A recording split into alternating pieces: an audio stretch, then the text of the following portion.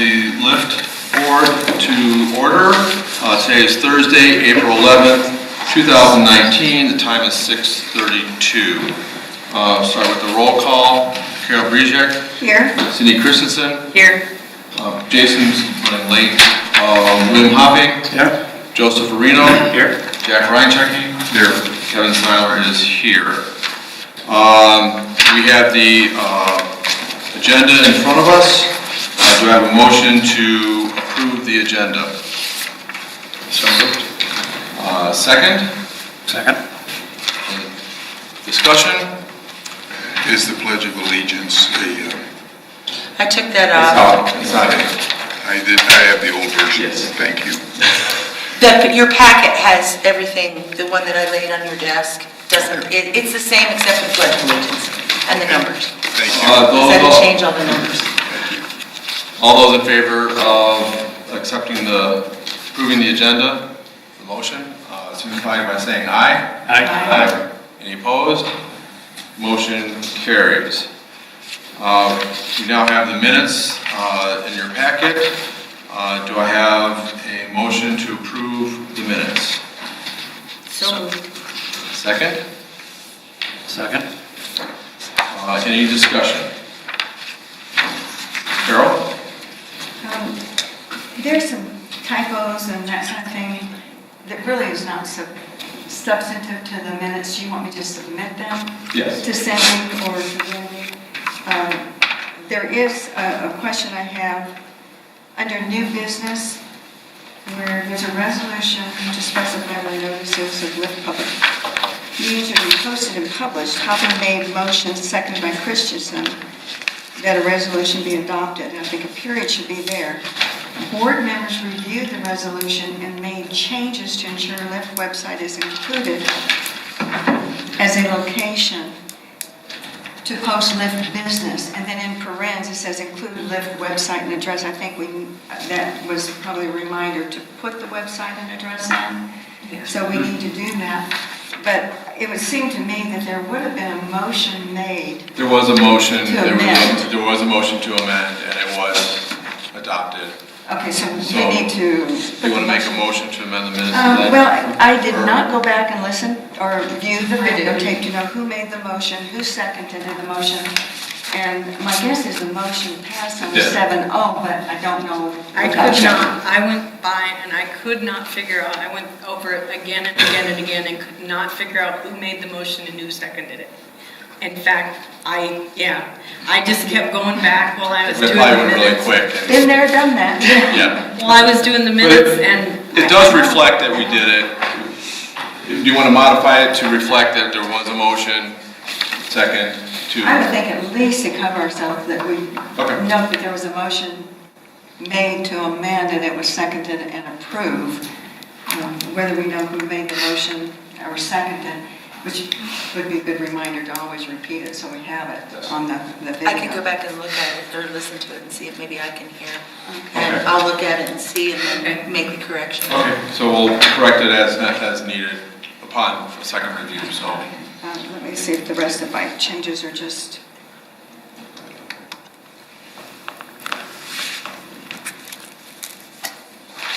Okay, the rest of them I'll just submit. Do I submit them to Cindy or to Wendy?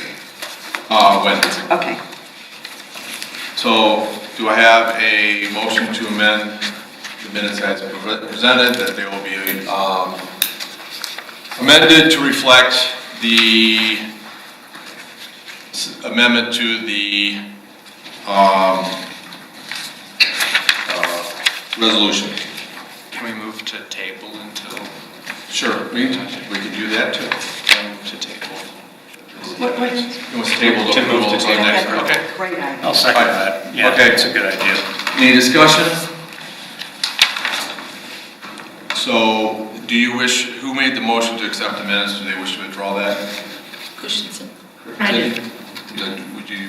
I'll withdraw. Okay, that's been withdrawn. So the motion is still on the table, which is to table the minutes from March 14th, 2019 until our next meeting to review the corrections once Wendy has reviewed it. All those in favor signify by saying aye. Aye. Any opposed? Motion carries unanimously. Okay, come to the first public comment. We invite those who are in attendance that wish to come forward and make comments. To do so now, please limit your comments to 3 minutes. And also, please state your name for the record at the start of your comments.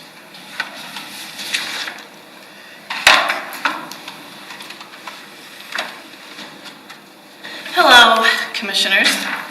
My name is Jeannie Erickson and I live in District 1. I'm going to be reading something I read last month after the joint Lyft City Council breakfast in front of council, and I think it's pertinent to read it in front of this group also. So that's what I'm doing tonight. I attended the joint Urban Renewal Lyft City Council breakfast on March 15th.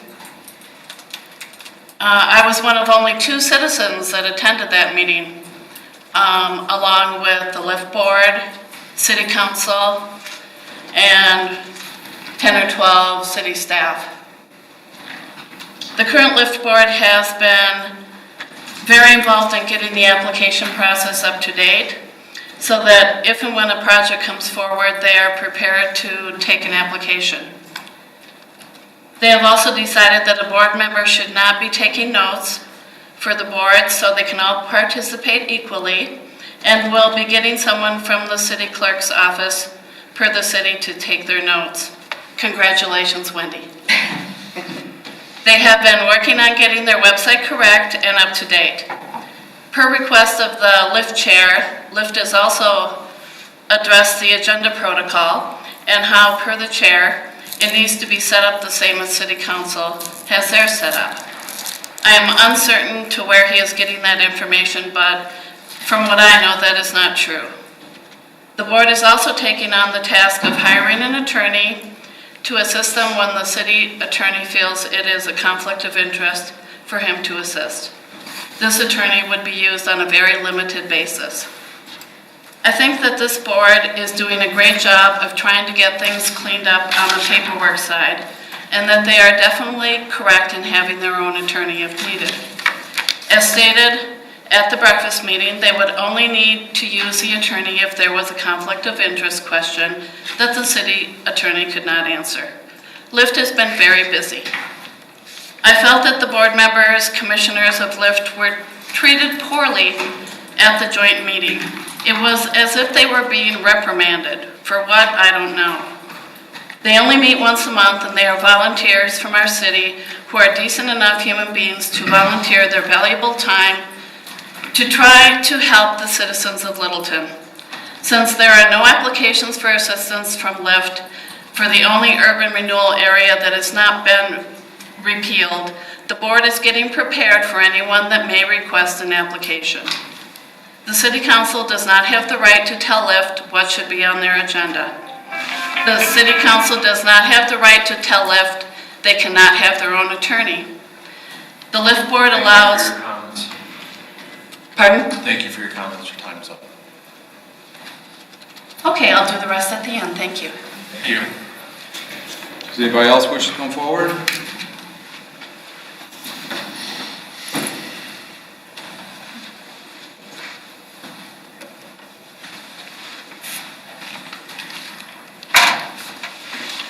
Good evening, Lyft members. I'm Pam Chadbourne. I live a block and a half from here in District 1. A few comments about the study session from last time and some of the ideas that were talked about, maybe codified here.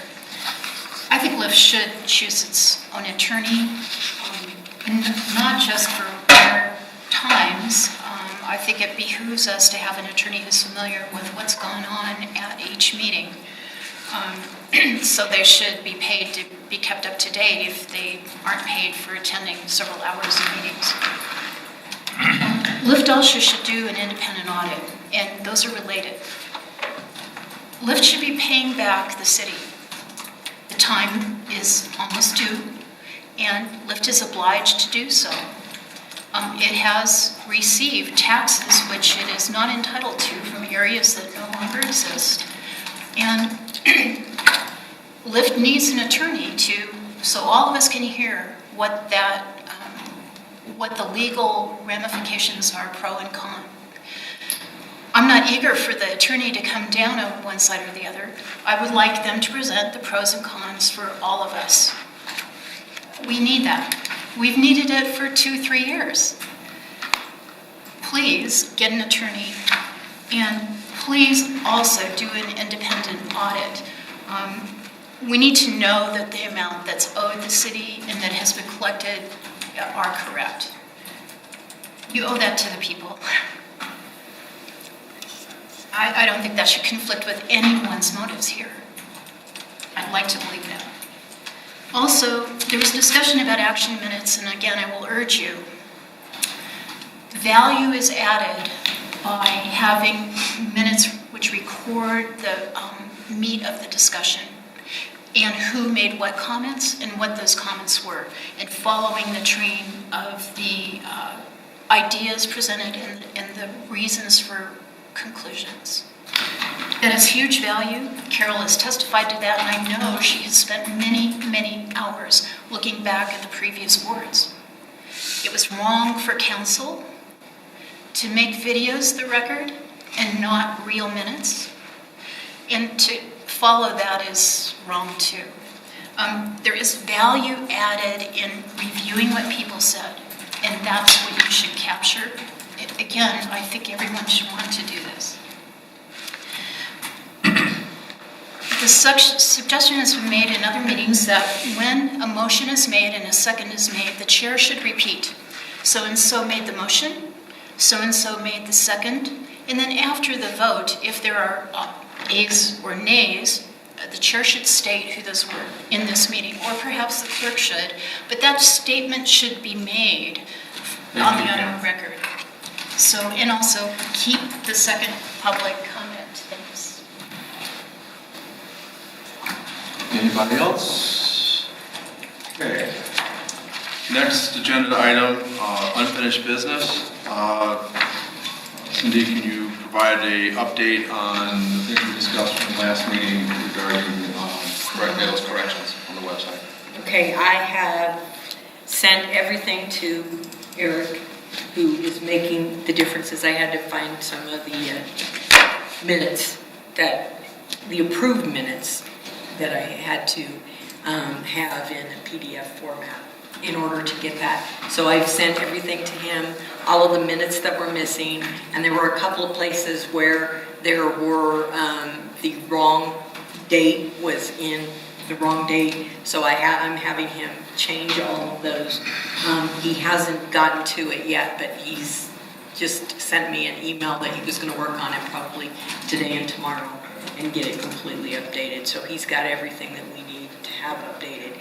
The only other problem I'm having is, and I told him to just double check with Wendy and see if some of them, when you get back to the 2017, we have, they're in PDF format and they say draft on them. So I didn't have the ability to change that. Yeah. So I've actually put that in there too for him to check into that, because I know that he can probably get them and he can make the changes. Because we need approved minutes on there, and we still have some draft minutes from 2017. Do you have the months identified where you have draft? Because I may have approved copies, or what we could do is go back and look at the meeting minutes where they were approved to see if there were any changes made, and then make sure they're incorporated. I do. I will send those to you. Send those to me. Yeah, there's only two. Oh, okay, good. There's really only two that I saw going back to 2017, where they were draft minutes, Okay. and they were in, it was a PDF, So I couldn't, and I couldn't really go in and change It may be as easy as finding them and. Yeah, if it was a Word document, I could go in and take the draft off of it if I needed to. Well, we need to double check to make sure there were no amendments or changes made. Changes so to, yeah. I'll be happy to help. Okay. Just include me. Yes, Yeah. please loop Wendy in on it. Will do. Just include me in the transfer, so I know what's going on. Thank you. Yeah. Any other questions for Cindy? Thank you for your work on that, Cindy. Application committee report. Well, in our February meeting, it became apparent that a one-size-fits-all application was not going to work, and we were going to resume our work after meeting with the city council. However, the city council was as clear as mud, so the three of us by phone conversations, 2 at a time, decided that it would be appropriate to delay again until we get better direction from this board. Okay. So it is on hold. Okay. Any questions or comments on that from the rest of the board? Okay. Attorney contract update. Joseph. Jay and I had a very good meeting with Mr. Feldman, and it sounds like he and if I misrepresent you, feel free to jump in right here.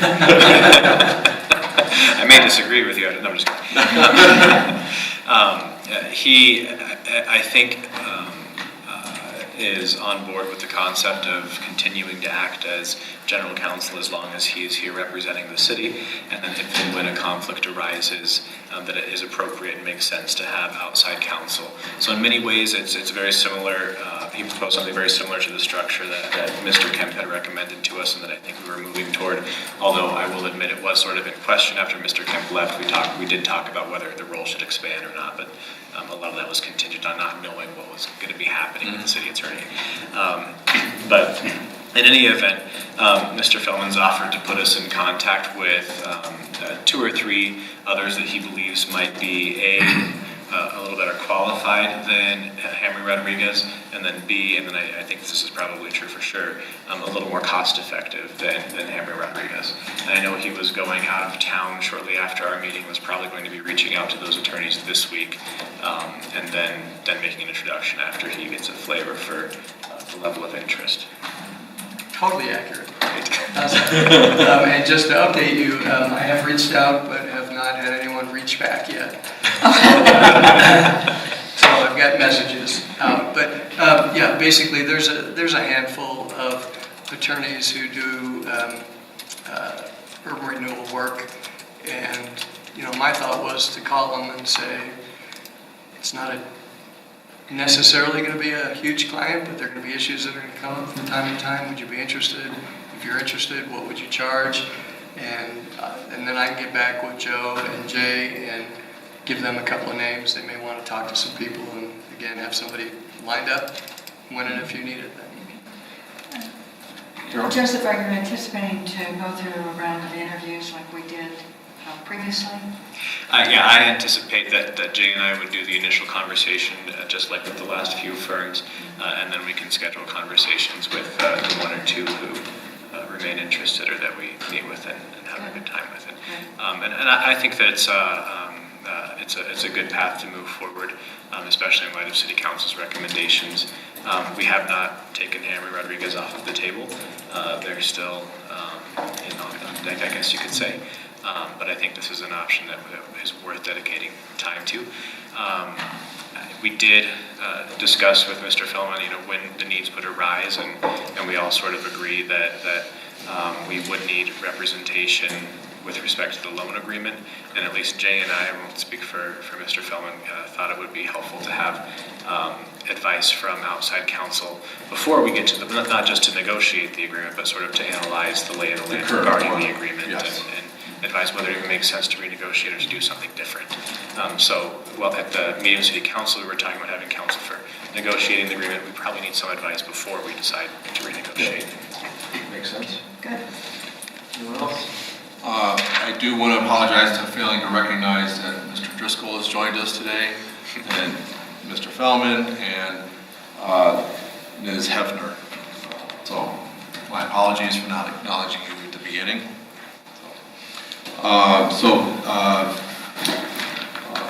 Mr. Feldman, Joseph, thank you for your work on this. Jason, thank you too. I have a question. Oh, We have been working on this project for about 1.5 years now. How soon are we going to actually engage an attorney? What's your forecast for that? When are we going to really get something done? I would say if we hear back from Mr. Fellman's contacts in the next week or two, then we very reasonably could have someone selected, not the next meeting, but the meeting after that, if we're able to have timely study sessions to interview the candidates. Or we could also look at an alternative schedule and meet an additional time, but. So what I would encourage is, as you start talking with them, ask if they would be available for a study session. We know we have a meeting next month, if they're available at that time. If not, as soon as you can start getting some dates where we have to set up an alternate time, let me know so I can get with Wendy and determine if we can get this room or find an alternative location to hold a study session to, talk with that. It has been something that's been taken longer than I think we've all anticipated and have liked, but we had a false start there with the RFP, and we had firms say yes, they're interested, and say they're not, and then we're not, and then then at that breakfast, Mr. Fellman came with some other options.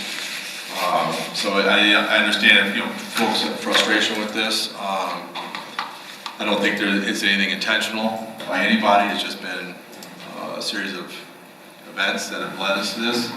But I would like to get this behind us if we could get someone on board, because I think you are correct that before we do start talking about the loan, that they review the loan, give us some advice on it, so that when we get to that point with City Council talking about if we do restructure the loan, what it would look like and what our interests are in that restructure. And I will say, just so that we all have charity on ourselves as a board, although it did take a little over a year, we did have a false start, and we only meet once a month. So. Yeah, and that's why I think, and we're going to discuss this more in our study session. Given the direction and inspiration from City Council in our breakfast, I think we will be looking at, in order to meet the agenda, that the goal to have something to them on the September-October frame. We may have to step up the frequency of meetings and or study sessions so we can achieve that goal and bring something to City Council. Okay. All right. Thank you very much. We have our financials. I thought that Tiffany would be here because this would have been the end of the first quarter. That I will take the blame on that, but I did not follow up with her and confirm that she would be here tonight. So, do I have a motion to table any questions regarding the March 2019 financials until Ms. Hooten is here? I move to table the report. Second. Go ahead. Right, Jackie, so move to table it. Mr. Hopping, second. Any discussion? All those in favor signify by saying aye. Aye. Any opposed? Motion carries 6-0. Okay. New business. We have, at our study session last time, we talked about the bylaws and modifying them to make some changes that we felt was appropriate. What you have in the packet is what we discussed with a few changes. The changes are anywhere where it said board. Can you go over them page by page? I don't have them that way, sorry. But if it had board, I changed it to commissioner or commission. The one place I can tell you, we added, and this was on the recommendation of Mr. Fellman, in under Article 2, Section 5, that last line, unless otherwise provided in these bylaws, if an executive director is not appointed, the responsibilities described in in Section 5 remain with the authority. He felt that it was appropriate to add that. The other thing, we discussed the quorum. That would be under Article 3. Section 3. And after talking with Mr. Feldman, I dropped the last part of that last sentence in that paragraph, which was, where did I put it? I had it flagged here. I have it here. If you want me to read it, it's a phrase. Action may be taken by the authority upon an affirmative vote of the majority of the commissioners present. You deleted that. Correct. It kind of added confusion, and that kind of just cleaned up that paragraph that we have to have a quorum to conduct business. Now, here's the problem, just to clarify. If you don't have a quorum, you can still have a meeting, you can discuss things, you just can't take any official action.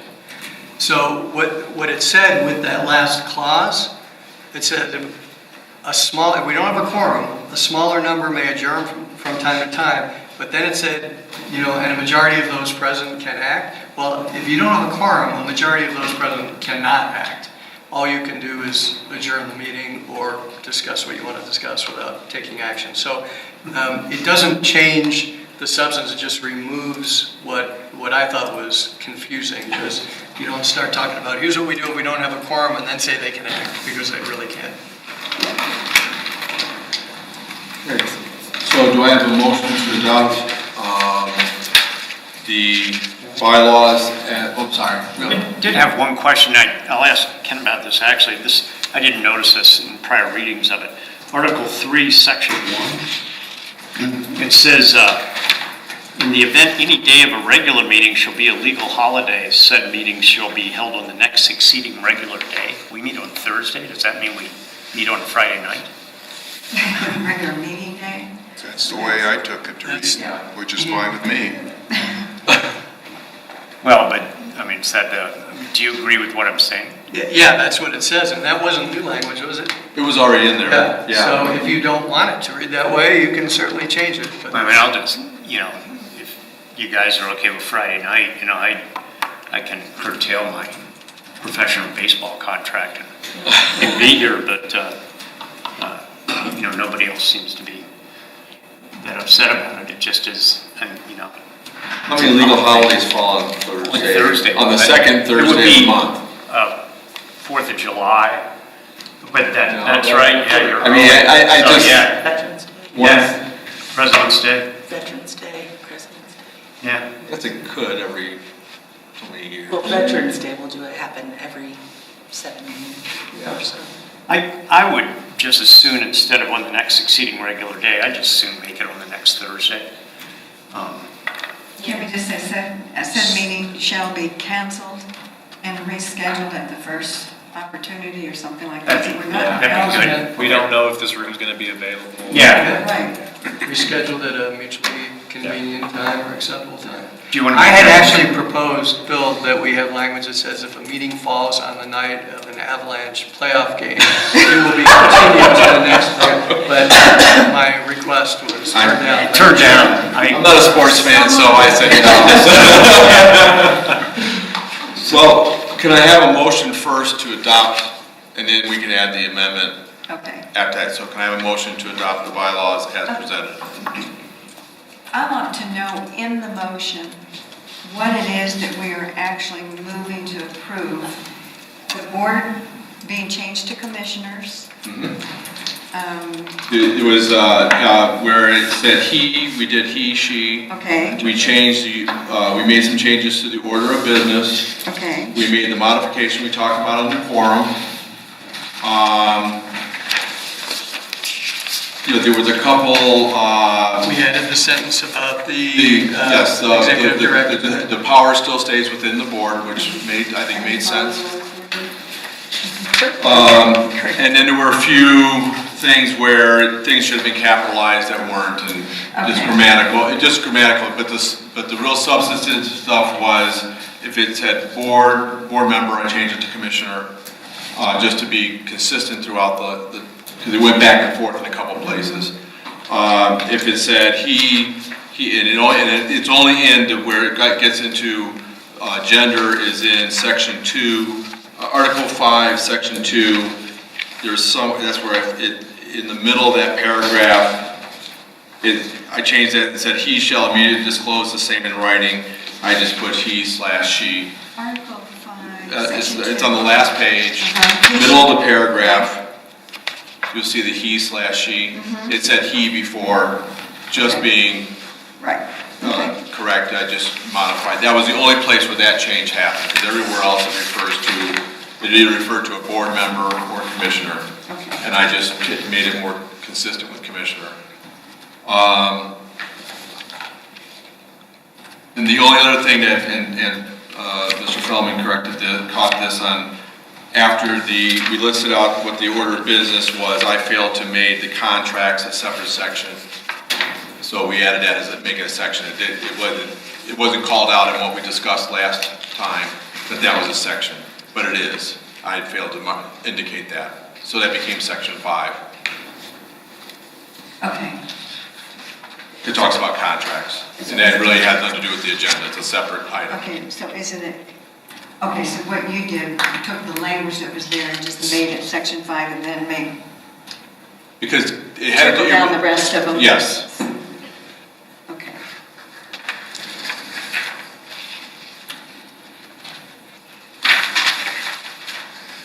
Do we have a motion? Do you have a motion?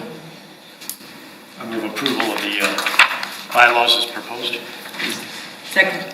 Okay, Mr. Hopping moved. Do we need it? Oh, Moved. Yeah, I have an amendment. I'm just stating for the record that Mr. Hopping moved to adopt the bylaws as presented. Ms. Christensen seconded. Is there any discussion? Jack? I move to amend the bylaws. Number 1, Article 3, I move to add a statement that meetings will be held in accordance with the Roberts Rule of Order. Also, I move, Hang on a second. We're at again now? Where are you going to put it? Article 3, meetings somewhere. Let's make it Section 8. Isn't that something that's already assumed? I haven't seen, no, it's not assumed. So, just to clarify, is that one motion? Yeah, it's a double amendment. I got 2 things I want to So we'll amend. do one then. Into the one motion? Or are they separate? No, I've got 2 items that I want to amend. Okay. The second part of my motion to amend concerns Article 4, Section 2. And I move that we add, after the word present, except Article 3, Section 2. Period. I'm sorry, say that one more time, please? Except Article 3, Section 2.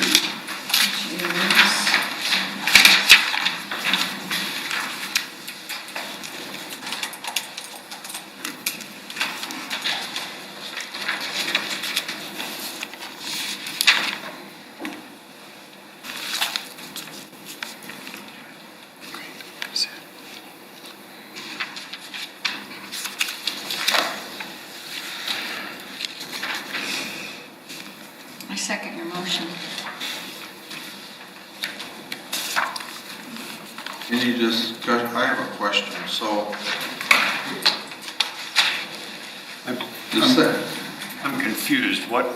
We have 2 motions and 1 second. I don't know what we're talking about. we're Which talking, one? we'll start, we opened the discussion on the first motion, and Jack started it with a motion to amend it with the first part being that Robert's Rules of Order will be observed, paraphrasing Yeah.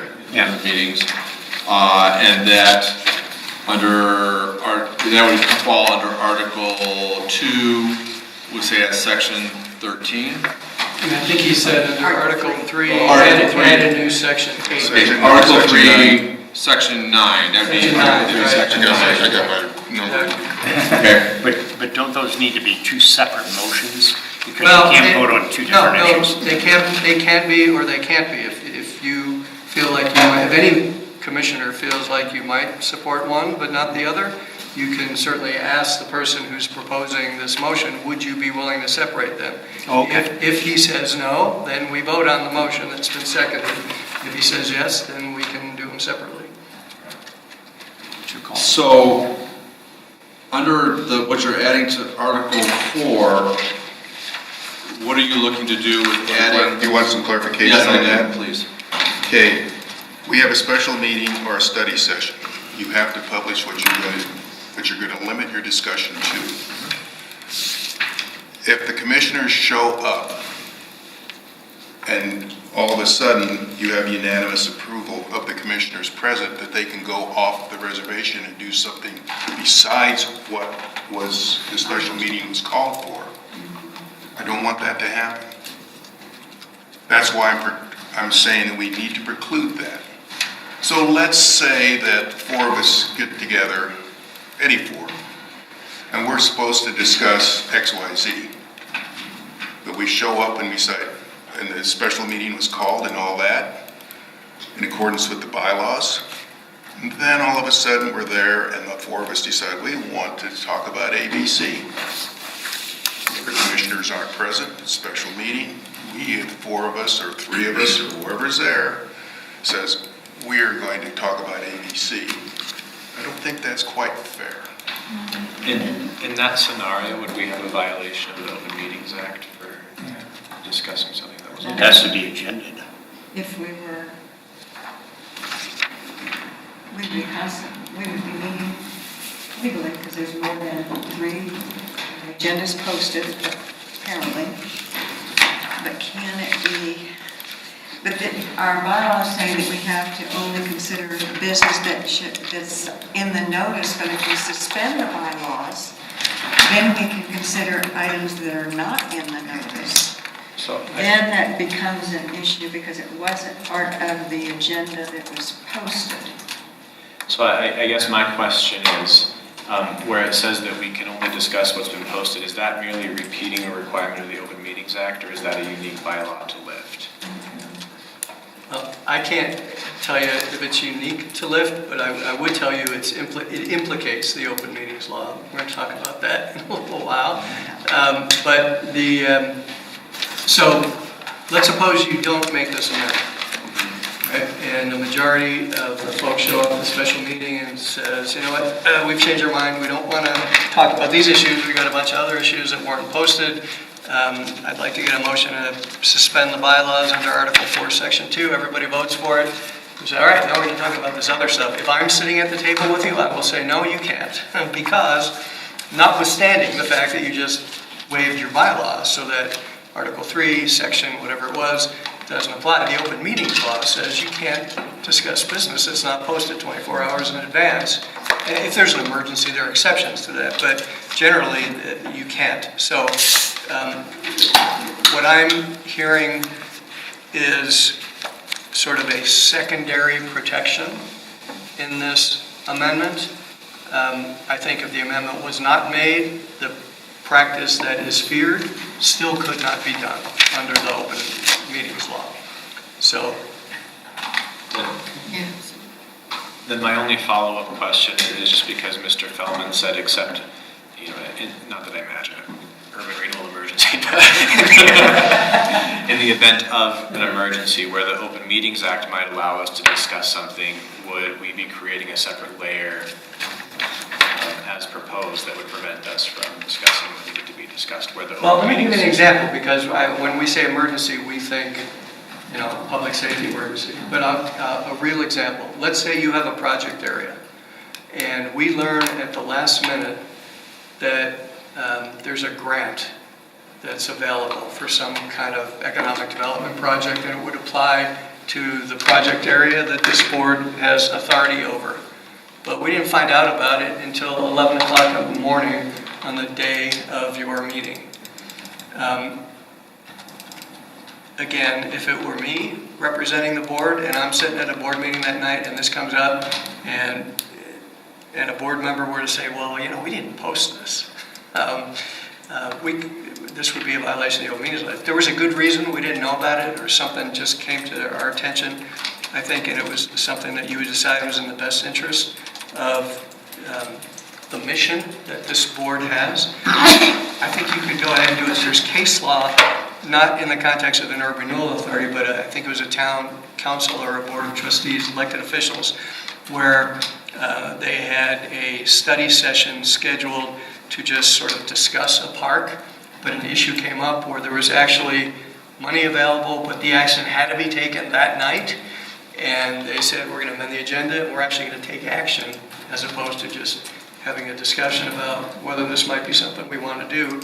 And the court upheld it and said, there was good reason that they didn't know about this opportunity beforehand, and it upheld the action of that board. So theoretically, there could be something like that would happen, and perhaps this kind of language in your bylaws would preclude it, because it says you just can't do it if it's not noticed in advance. May I point out that this restriction is only for special meetings, not normal meetings. I think the example you used in case law was a regular scheduled meeting. It was, you're right. And a special meeting would be for a specific purpose.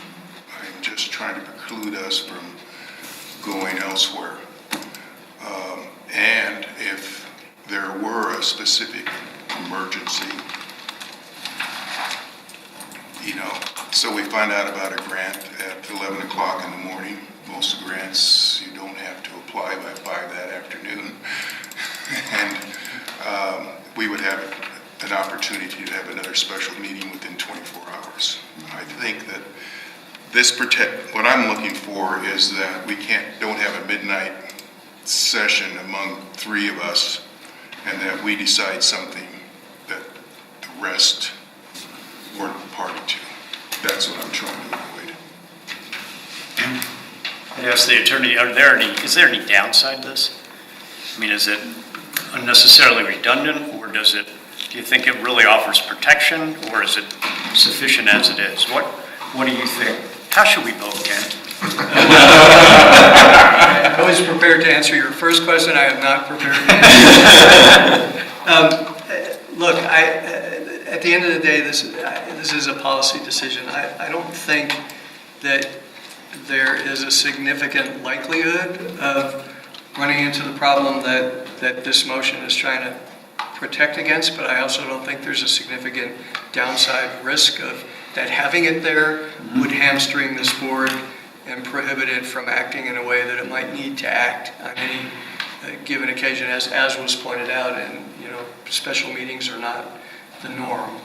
And usually, if you're calling a special meeting, there's a specific purpose for it, and just the idea that that a group of board members would want to change that at the last minute is somewhat unlikely. So I don't see a big problem not making the change, and I don't see a big problem with making it either. So it's really a judgment call for you folks. So having said that, back to your earlier comment, I've never seen 2 motions voted on together, and I know you said that we can do that. I'd feel more comfortable if it was noted in the minutes that they were separate. Okay, let me modify that. It's not 2 motions voted on together. It's 2 issues in the motion. Right. We have a main motion to approve the bylaws. Now we have a motion to amend them to include these 2 other items. He could have listed 10 other items if he wanted to. That's not uncommon. And again, the board could have said, can we separate these out and vote on them separately? Or do we need to, it's just like pulling something off the consent agenda. So you vote on this motion to amend first. If the motion fails, you still vote on the main motion to approve the bylaws as submitted. If the motion passes, then we vote to approve the bylaws as amended. I'll trust Wendy to sort it out. It's Want me Robert's to read rule the of motion order. back to you? Please. Board Member Radchecki moved to amend the main motion to amend Article 3, new Section 9. Meeting will be held, Robert's Rules of Order will be observed in the meetings. And Article 4, Section 2, to add the word except, or to add the words except Article 3, Section 2, special meetings. Board Member Brezak seconded. Any further discussion? Okay, on the motion to amend it, those in favor signify by saying aye. Aye. Can I have a show of hands, please, just to make sure? So it's Mr. Henderson, Ms. Christensen, Mr. Reno, Ms. Preziak, and Mr. Reinchecke vote in favor. Those opposed signify by saying aye. Aye. Mr. Hopping and Mr. Seiler. Motion carries. Okay, to the original motion, May I offer another amendment? we closed discussion already. Should have been, How would we close discussion? I asked if there was anything else, we should have had it. You're just getting ready to do it. Earlier on, Carol and I both talked about the amendment on the meeting day. Oh, you're right, there was a motion on that. Okay. So I'll make the motion Okay. that, Article 3, Section 1, under regular meetings, starting on line 2, it says, in the event any day of a regular meeting shall be a legal holiday, comma, said meeting shall be held on the next succeeding regular day. I move that we delete from the word held, so you delete the phrase held on the next succeeding regular day, and replace it with the phrase canceled and rescheduled by the chair. So that the sentence says, in the event any day of a regular meeting shall be a legal holiday, said meeting shall be canceled and rescheduled by the chair. Is there a second on that? I'll second. Okay. Motion by Mr. Hopping and seconded by Mr. Reinchecke to amend Section 1 as stated. Any discussion on that motion?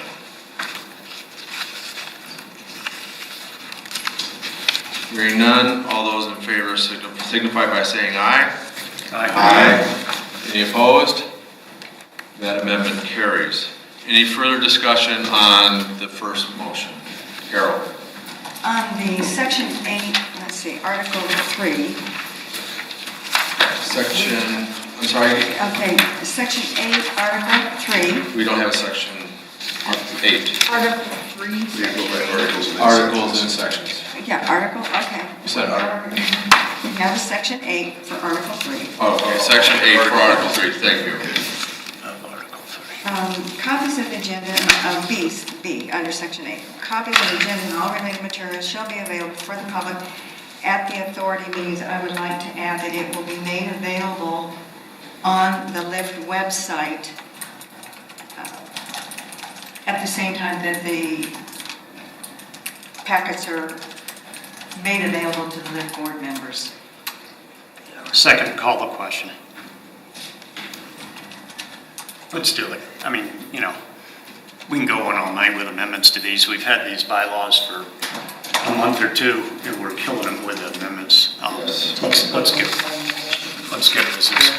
All those in favor signify to approve the amendment, signify by saying aye. Aye. Opposed? Motion carries. To the original motion. I'd like to move to reintroduce, or leave it the way it originally was, the second time for public comment in the agenda, which I believe was just prior to adjournment. I'm sorry, can you tell me the article that is in? I apologize. It is Article 3, Section 4. Thank you. And so the motion is to add second public appearances before adjournment. So that would become number 12, and then adjournment would become number 13. Second. We have a motion by Mr. Did you need to look to Mr. Reno, second by Ms. Rizek. Is there any discussion? Again, I don't support that for the business reasons we discussed before. I think a lot of the comments are redundant, and The public is provided ample opportunity, both in public appearances and in communications with individual board members, to state their things. What I've tried to do in moving this forward is to streamline some things so we can actually do the business we're charged with doing. So I'll leave it at that. I would agree with that totally. I think we discussed this at the last meeting. Yes, we did. When we were talking about the bylaws, we discussed it pretty thoroughly of why we only need to have one public comment. And I think it's also in line with what the other boards and commissions do, and that is having one public comment. So I'm with you on that. I agree with Cindy for the same reasons, and I would like to say that we get a lot of good information out of the second public comment, but I don't think it's been any more useful than the first one. And people, as tonight, we have somebody who really wants to make a 6-minute public comment, so they divide it in half, which is way outside the protocols of the rest of the city. This is first and foremost a business meeting, and it's not an opportunity for people to be on television for an extraordinary amount of time. They can write us a letter and say virtually everything that is said in these public comment periods. And I've yet to receive a letter or a phone call from anybody. It's all a public appearance to use the city camera to get the word out on some opposition to urban renewal.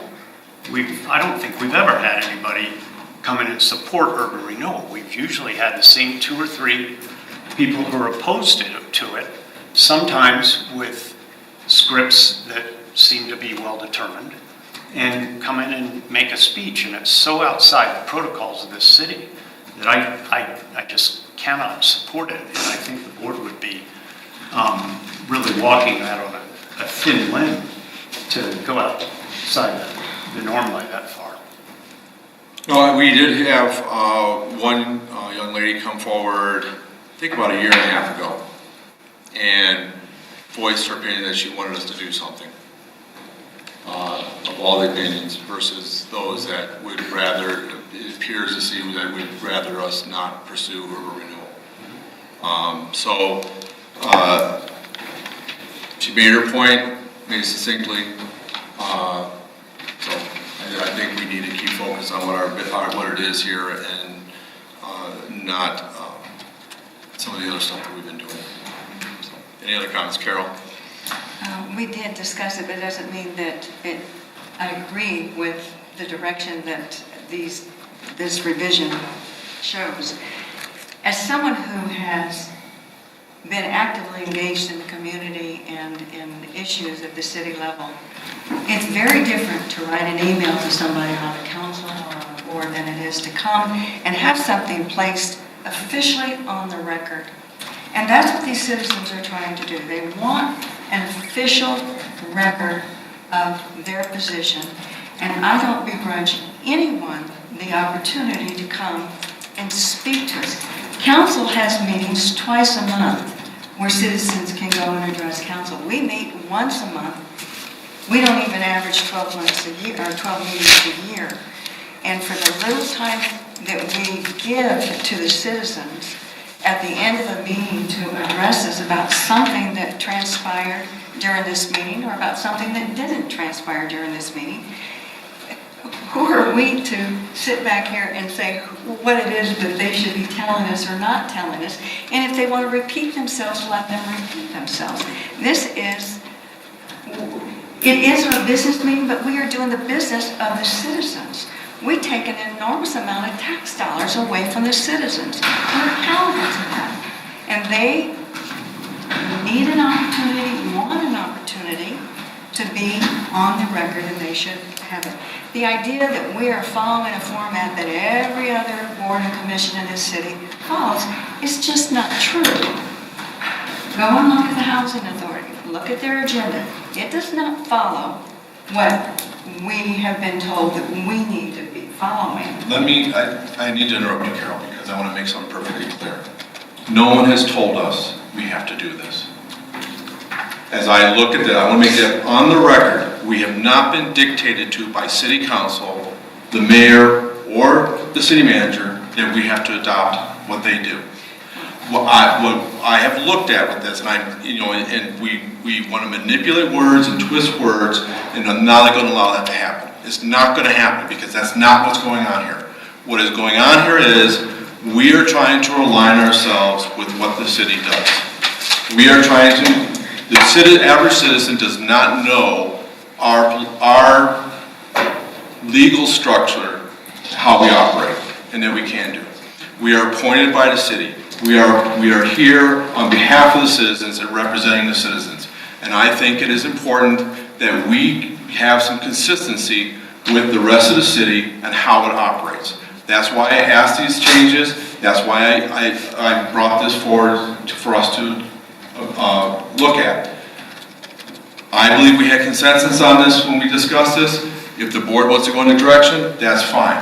But I want to make sure, I want to go on record that no one, absolutely no one within the city of Littleton is dictating to me or this board what we are adopting here. And please do not represent my words or the actions of this board. I have not repeated any of your words. I have been at a meeting, a breakfast meeting, where council has told us that they would like for us to follow their format. They've made it clear that we do not have to. We have an attorney's opinion that's saying that we do need to follow what the city does. All I'm saying is that we can deviate from what everybody else does, and because we meet once a month and because of the impact of what we do in this community, that allowing citizens another 6 minutes or 9 minutes after or at the end of our meeting to give us feedback or comment to us is not too much to ask of us. Carol, what have we done in this community? We haven't done anything but talk about minutes and attorneys and how to record things and how to fill out a website. We haven't done anything in this community. What I would suggest, by going to one comment period, maybe we can get ourselves together and do what it says here. You want to know what we're supposed to do in this community? I'll read you what it says. Urban renewal is a process specifically authorized under the Colorado Urban Renewal Law to assist Littleton and other local governments throughout the state in revitalizing their communities. That's what we're supposed to do. We're not supposed to sit here and all day long take ultra consideration of bylaws that we've discussed for months and reconsider attorney contracts for 1.5 years, as Jack said, and talk about applications and how to do the minutes. We are wasting everybody's time. And I think that was eminently clear from City Council, is to get off our butts and go do something to revitalize our community. That's what we ought to be doing with the money that we get from the citizens. Instead of sitting here and being administrative, we are collecting money legally to go out and get this community better. Not to sit here and dry up our energy by listening to repeated, and I'll use the term harassment, by people who are opposed to urban renewal. That's all we get every time. And I'll tell you, they're doing a fine job of wearing people down. And if they're staged, that's one thing. I don't know why they're here, because they aren't trying to assist the community. They're trying to tell us what we can and can't do. And I think we know we have legal advice and we have laws that tell us to revitalize our communities. That's what we ought to be doing for the community. Okay, so Anita, Joan, you've been patiently waiting. Yeah, I do want to thank the chairman for making these revisions to the bylaws. I do plan to support the bylaws whether or not this amendment passes. And I do appreciate that City Council is perfectly within its rights and authority to ask us to make changes. Our mission statement is to carry out the goals of council. So I don't begrudge City Council asking us to make these changes one bit. And I think it's appropriate that we did look at the bylaws and discuss the bylaws because City Council asked us to. So yeah, they're asking us to get off of our butts and do things, but yes, they're also asked us to look at the bylaws, and we also followed the city attorney in our whole path and defined their attorney. So I don't think it's appropriate to be dismissive of the last year, and I don't think the City Council meant to be. In any event, about the amendment that I offered, I think it's appropriate to pursue the goal of being uniform with other boards and commissions and what city council would like. But I also think that we balance that with what we think is best. And I personally, although I have sometimes disagreed with the public comment that we get, and sometimes have may or may not have found it accurate, I have found tremendous value in hearing it. And to date, I have not found the additional 3 to 9 minutes overly burdensome. And so when I look at that, I think there is a benefit, and I have not personally experienced much of a cost, so I think that seems to be one area where I think we can be different. And that's why I offer, and that's why I ask you to support the amendment. But like I said, I will support the minutes, or the main motion regardless. Thank you. Carol? I'd like to respond. Bill asked me a question about what have we done, and what we have done is collected tax dollars from our community. I have as much frustration as you do, as I expressed at the breakfast meeting. I've been on this council or this board longer than you have. I can't chalk up any more achievement on the board at this point in my duration than you do. So I'm anxious to move on as well, but we come to the meetings, the agendas are here, and we're doing the business that's put in front of us. So hopefully we can get past this and move on and do something. I think we're all frustrated. Okay, we have an amendment to add number 12. 12 would become the second public appearances, and adjournment become 13. Those in favor of the amendment, Can please you do a roll call? Yes, please do a roll call. Thank you. Thank you. Go ahead. I was just trying to help. So I'll ask for a roll call vote. Okay, that's Okay. fine. So we're voting on the amendment to add the second public comment to the agenda. Chair Seiler. No. Vice Chair Christensen. No. Board Member Hopping. No. Board Member Brezak. Yes? Board Member Areno. Yes. Board Member Rychecki. Nay. Board Member Henderson. No. The motion fails 5-2 with Brezak and Areno voting yes and the remainder voting no. Thank you. Any more discussion on the original motion? As amended, we do have an amendment, correct? Yes. Yes, as amended, that had to do with Mr. Rychecki's rules of order and The prohibition on on changing changing, the yes. agenda Okay. for the special meeting. And the reschedule. And the reset. Rescheduling, yes. Count. Was that another one? Yes, Board Okay, Member yes, Hoppins. okay, so Friday. So now we're voting on the main motion. on the main motion, can we please have a roll call on that? Yes. To adopt the bylaws as with the two amendments. Three. Three amendments, sorry, I lost track. Sorry. Need a scorecard. Is it 4? So, Sorry. I'm sorry? I'm sorry. Go ahead, please. Okay. Chairman Seiler, Yes. Vice Chair Christensen, Yes. Board Member Hopping, Yes. Board Member Brezak, Yes? Board Member Areno, Yes. Board Member Rychecki, Yay. Board Member Henderson. Yes. All right. Thank you all. So that brings us to the next item on our agenda is the second public comment. We invite those in attendance of the public that wish to come forward and make any comments. You can do so now. Please stay within the 3-minute time frame and state your name for the record. Jeannie Erickson, District 1, and please let me know when my 3 minutes is up since there's not a clock here.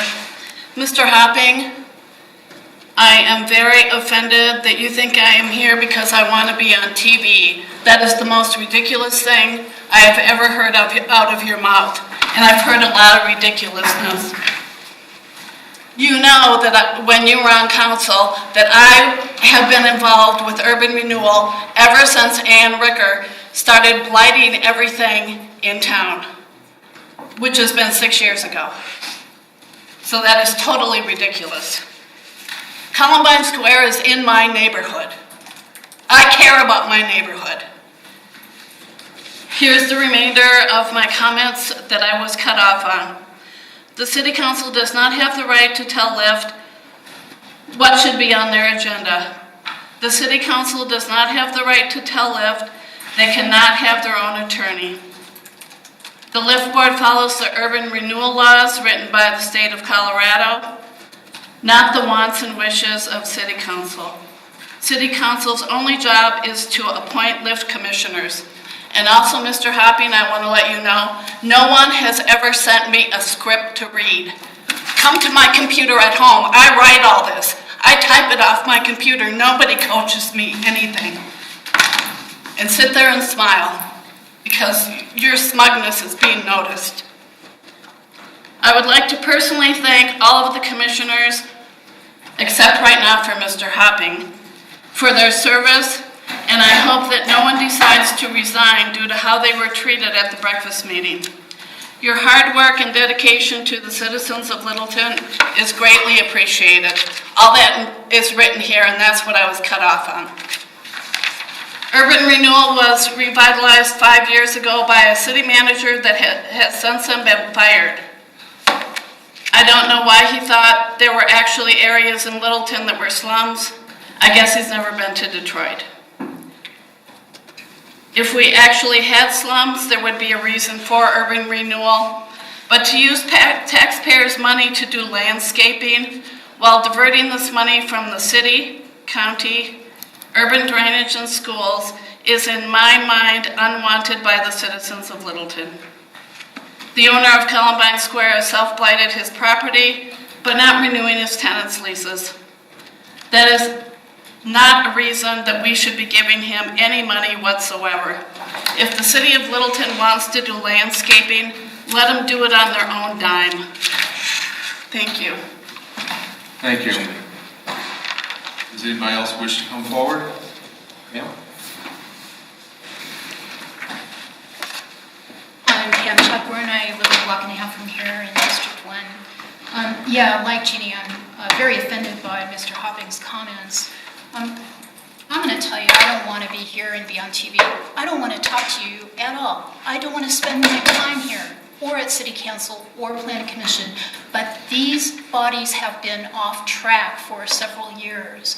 And that's because they're on their own agenda behind the scenes, in contact, I think, inappropriately, with people who have special interests.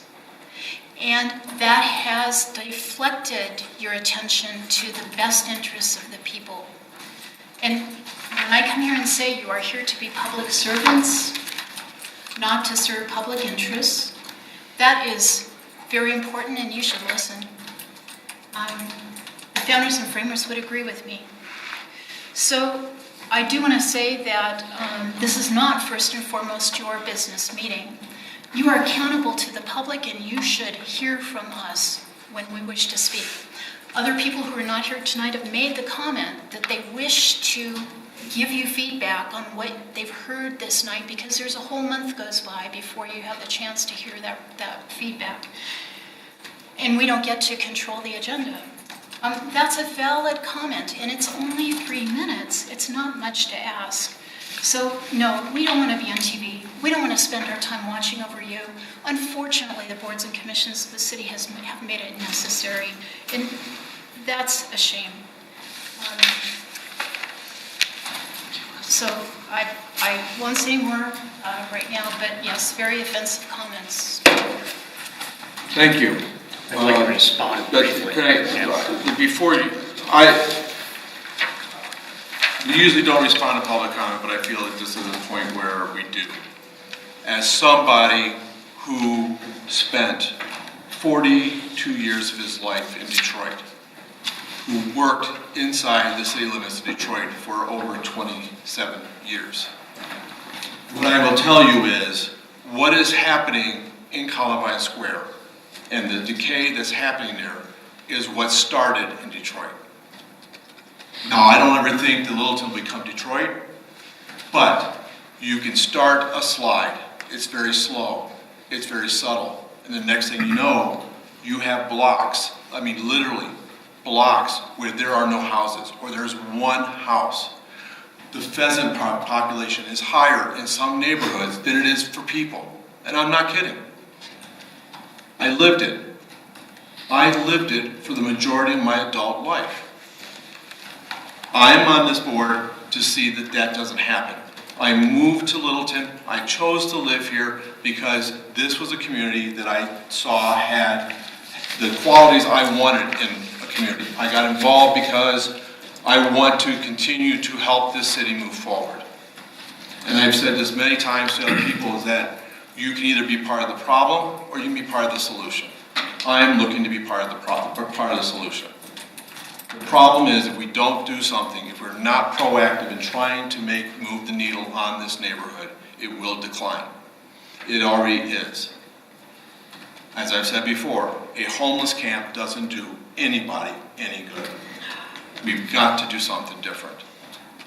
And I see urban renewal and some of the tools that we have as a way that we should explore to try to change what that neighborhood looks like. Now, we can call it blight, we can call it slums, whatever. You know, these are just terms for me, for us to legally start doing something different. And people get hung up on the words that, oh, my house is blighted. And that's not the intent, I don't believe, of this board or the current city council. So, that's my 2 cents. And I'd like to respond as well, but I'd also like to point out that one of the tools, because I've done work in downtown Detroit, which is now really a cool inner city. It is. And one of the tools they've used is urban renewal. They've used a lot of it. I'd like to clarify that I've never said that I didn't want to hear from the public.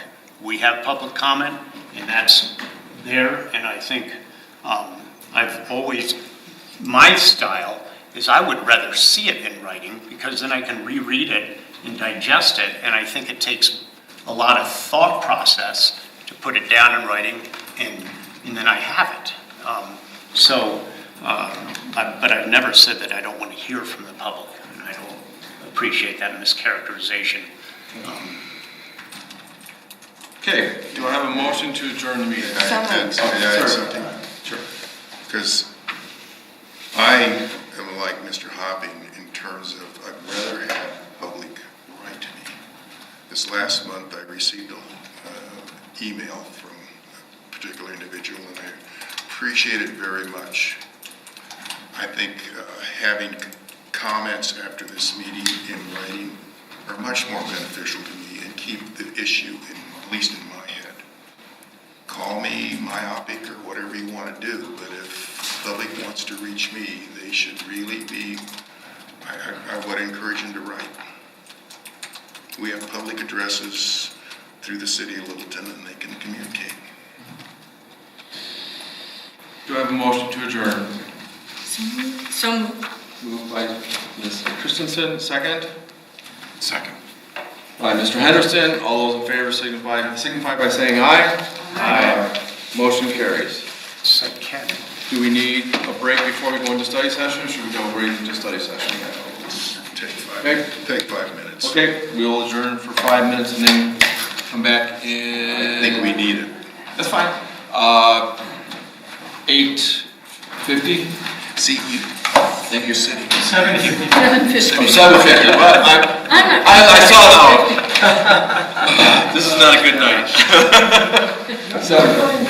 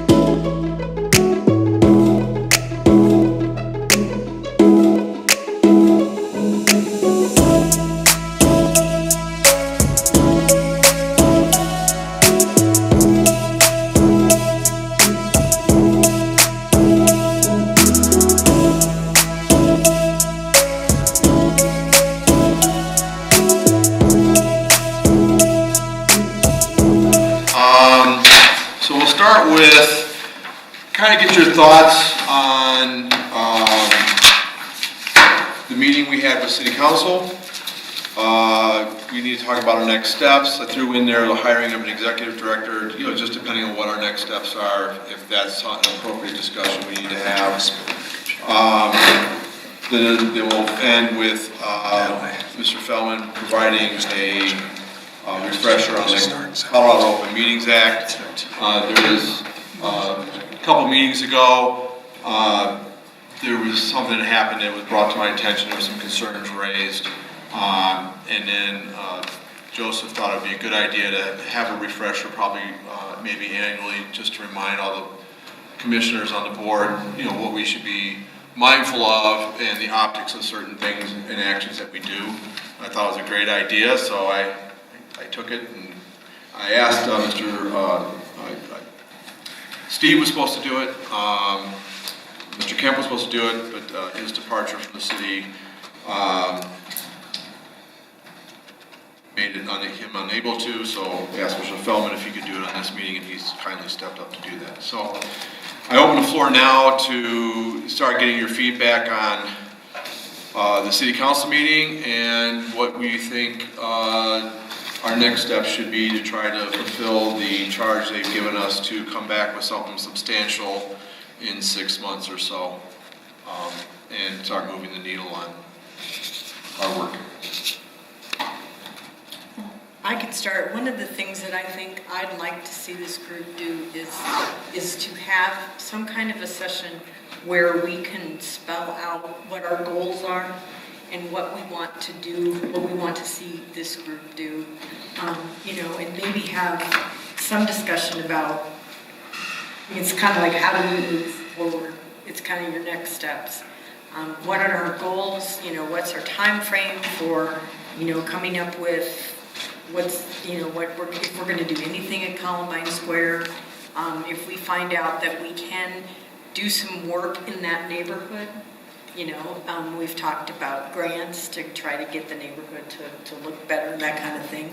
We've talked about doing some of the, actual working with the streetscaping, that type of thing, just to bring the thing up. Maybe that'll actually get some of the property owners to move forward on it. So I'd like to see if we could move forward on that, in that realm, but have sort of a session where we can all kind of say, here's what we think we should do in the next 6 months. If I may. Yes. I don't really have any comment on the actual meeting we have with City Council, but I think coming out of it, I think they want to see next steps. That's my only comment. The whole thing could have been done in 3 minutes. We want to see what you're going to do. So, you got a free breakfast out of it. Yeah, that's true. So, I think we discussed in there that one of the very first next steps we should have, and this is my proposition, is that we have a listening tour from other business owners in the urban renewal area and find out what it is that they might be keenly interested in, and then once we have that, what they want, we try to create projects out of that. It's working within the law. Again, all inside of that accepted URA, so we don't have to go and create a new one. And it would also be a way of proving that we can use this tool for good, or that there's no call for it, here. So I think what is the next step? The next step would be to figure out a way to reach out to business owners in the URA and talk to them and find out what they want. I don't know what form. I don't know how you do that. I don't know what a form is like. That's kind of the thing is been bouncing around. Okay, how do we do it? We would have to work with city staff to one, identify who the property owners are. Probably with one of the other boards or planning commission or whatever, partner with them to get out the messaging, to get the engagement from the property owners. And I think that's going to be difficult given a lot of the negative things that have happened, years ago around urban renewal. We in the comments here, we talked about that, oh, you blighted my property. in the negative connotation with that. I think we have to try to find a way to overcome that. And I think it does have to be a listening tour. It's more of not dictating what we want to do, is partnering with these businesses and partnering with the neighborhood to find out what can we do, or what are they interested in doing, or what are their struggles, that we can try to answer those problems with the funds that we have. Joe? On the same page as everybody, I think it's important, as Jay said, to make sure that what we're talking about, there's an appetite for it from the citizens who live there, but then also that we're aligned with council's goals for the next 6 months, year. And then I think, and this is a bigger question for city council, for what's their vision or hope for urban renewal after this? Because there's sort of a dead end in the future, and whether or not city council hopes to see this grow and become something good for Littleton at large, which I believe it can be, or whether the hope is this is the last thing we'll be doing, might affect the way we approach things or the way we look at things. I don't quite know how, but I would like to keep an eye toward the overall goals for urban renewal. But I think and again, and what I've picked up on with my discussions with the mayor and some others, I think what they're looking for is something positive from this. And if we can do something very positive, make some changes over there that move the direction where it's a more vital area, more, whether it's mixed use businesses and residential and so forth, then they can go out and potentially go to the city later and say in these other areas, use that as an example, saying, here's what we did over here. So often, they point to what happened 30 years ago, and it's not necessarily relevant with what we're dealing with today. And I think it's even helpful to know that city council wants to build off of this. I think there's the current city council, I think that they would. I don't think it's something that's going to happen overnight. And there's going to be some turnover in council, and there may be some changes on that, depending on the election this fall. But I don't think I think that's why they were kind of forceful in their challenge to us is do something. They want us to see us do something. And, Patrick, please feel to jump in if I'm misrepresenting what the general sense of the council is. You're doing great. Okay. And that's kind of what I thought, okay, well, how do we, if we do this listening tour, for lack of a better term, how do we do that? We all have full-time jobs. Most of us have a full-time job or full-time commitments to something other than this. And that's why I throw out there, it doesn't look like we find somebody, an executive director, to do a lot of this footwork, partnering with the city staff, and setting up the meetings and setting up all this stuff, because it's going to take some time that I don't think anyone on the board really can take on themselves. So if that's where we're going to go with this, how do we get there? Bill, you have a look on your face. That's good. Share your thoughts. I'm wondering, because what we do is dovetails with community development.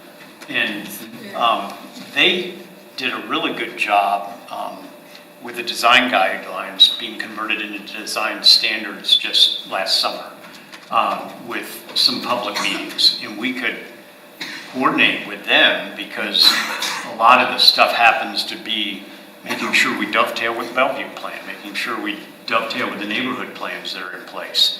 And they had, things with display boards and all that kind of stuff. And maybe, we opened that to business owners, homeowners, the surrounding residents, people in, just in the hood, be they business or whatever.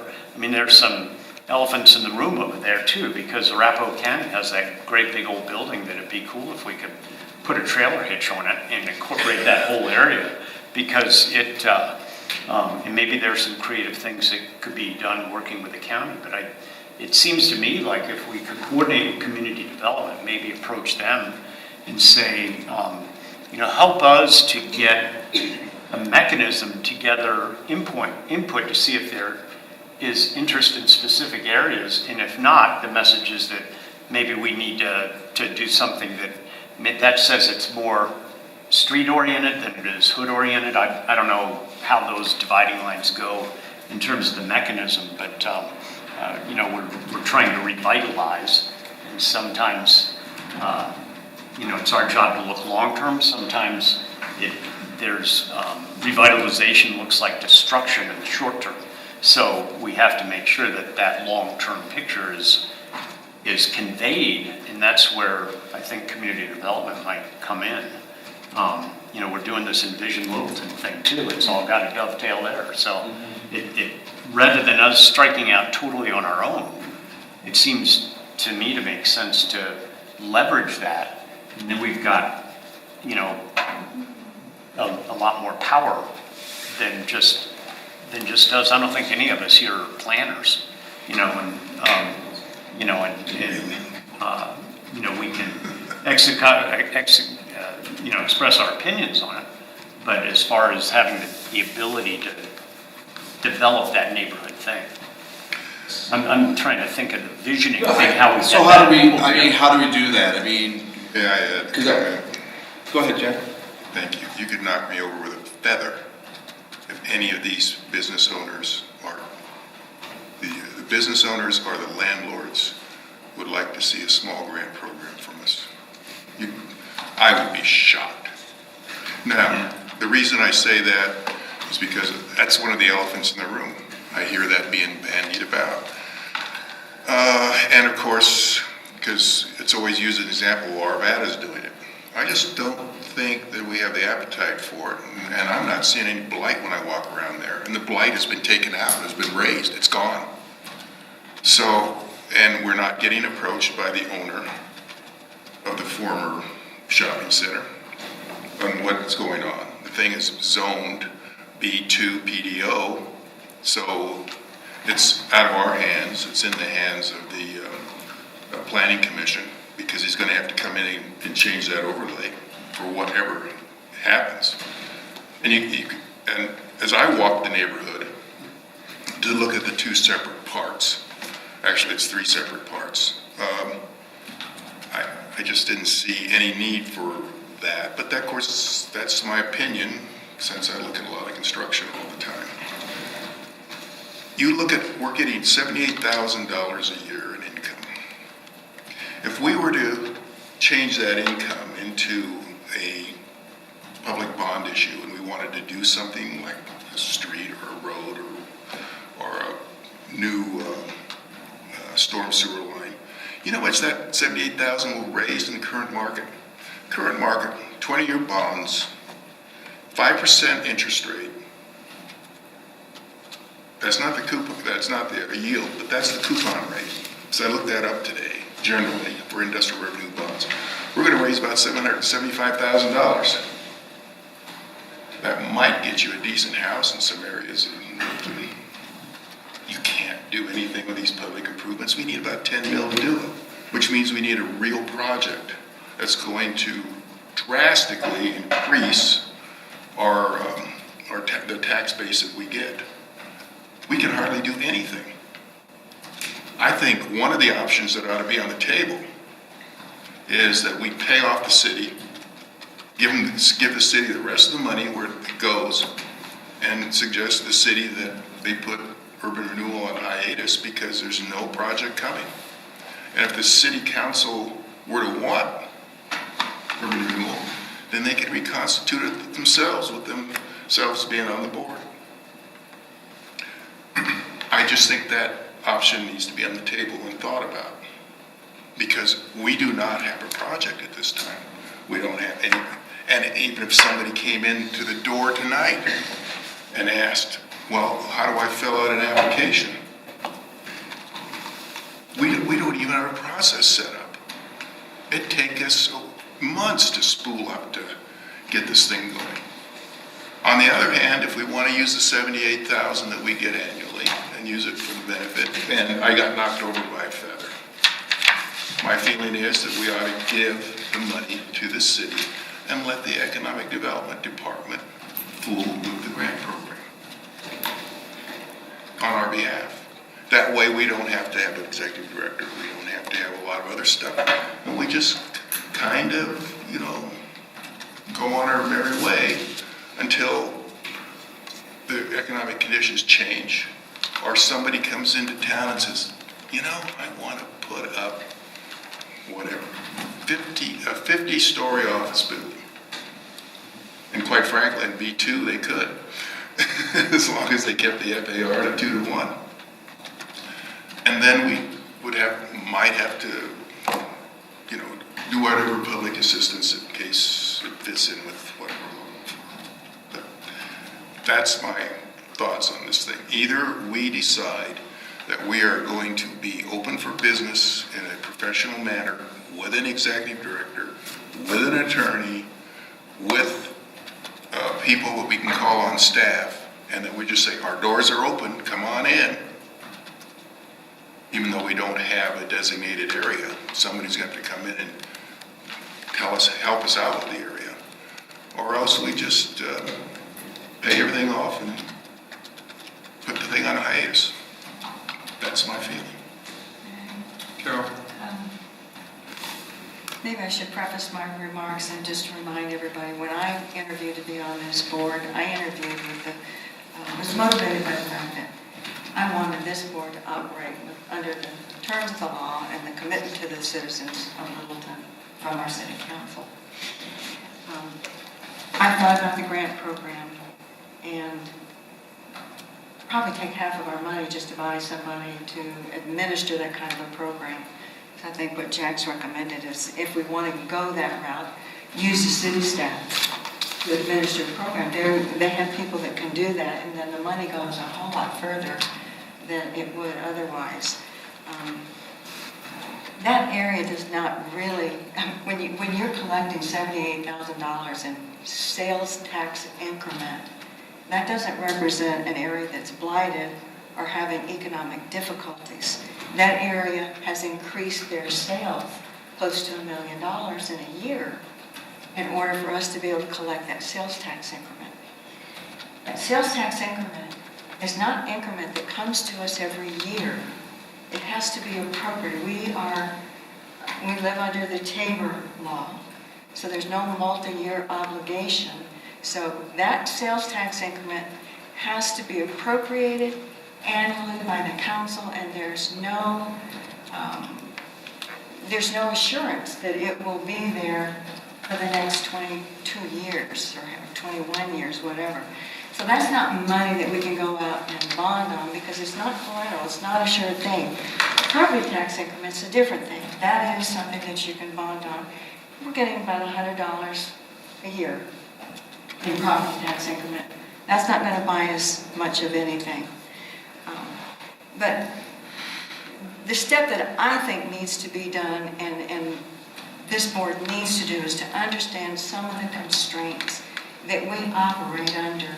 And with the sales tax increment being limited by Tabor being one of them, Resolution 88, although it's not our obligation or not anything that we act upon, we know council is bound by it.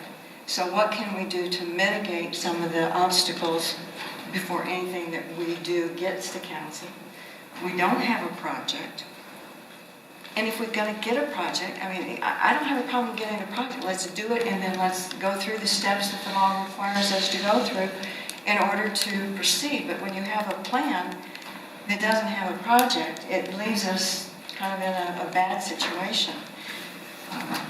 We have the loan agreement. I agree with Jack. I'd like to get that thing taken care of, cleared up, and so that we don't owe the taxpayers any money. I have made copies, and I want to, this is one of the constraints that concerns me. I've made copies for everybody. This was printed, something called Rumor Guard.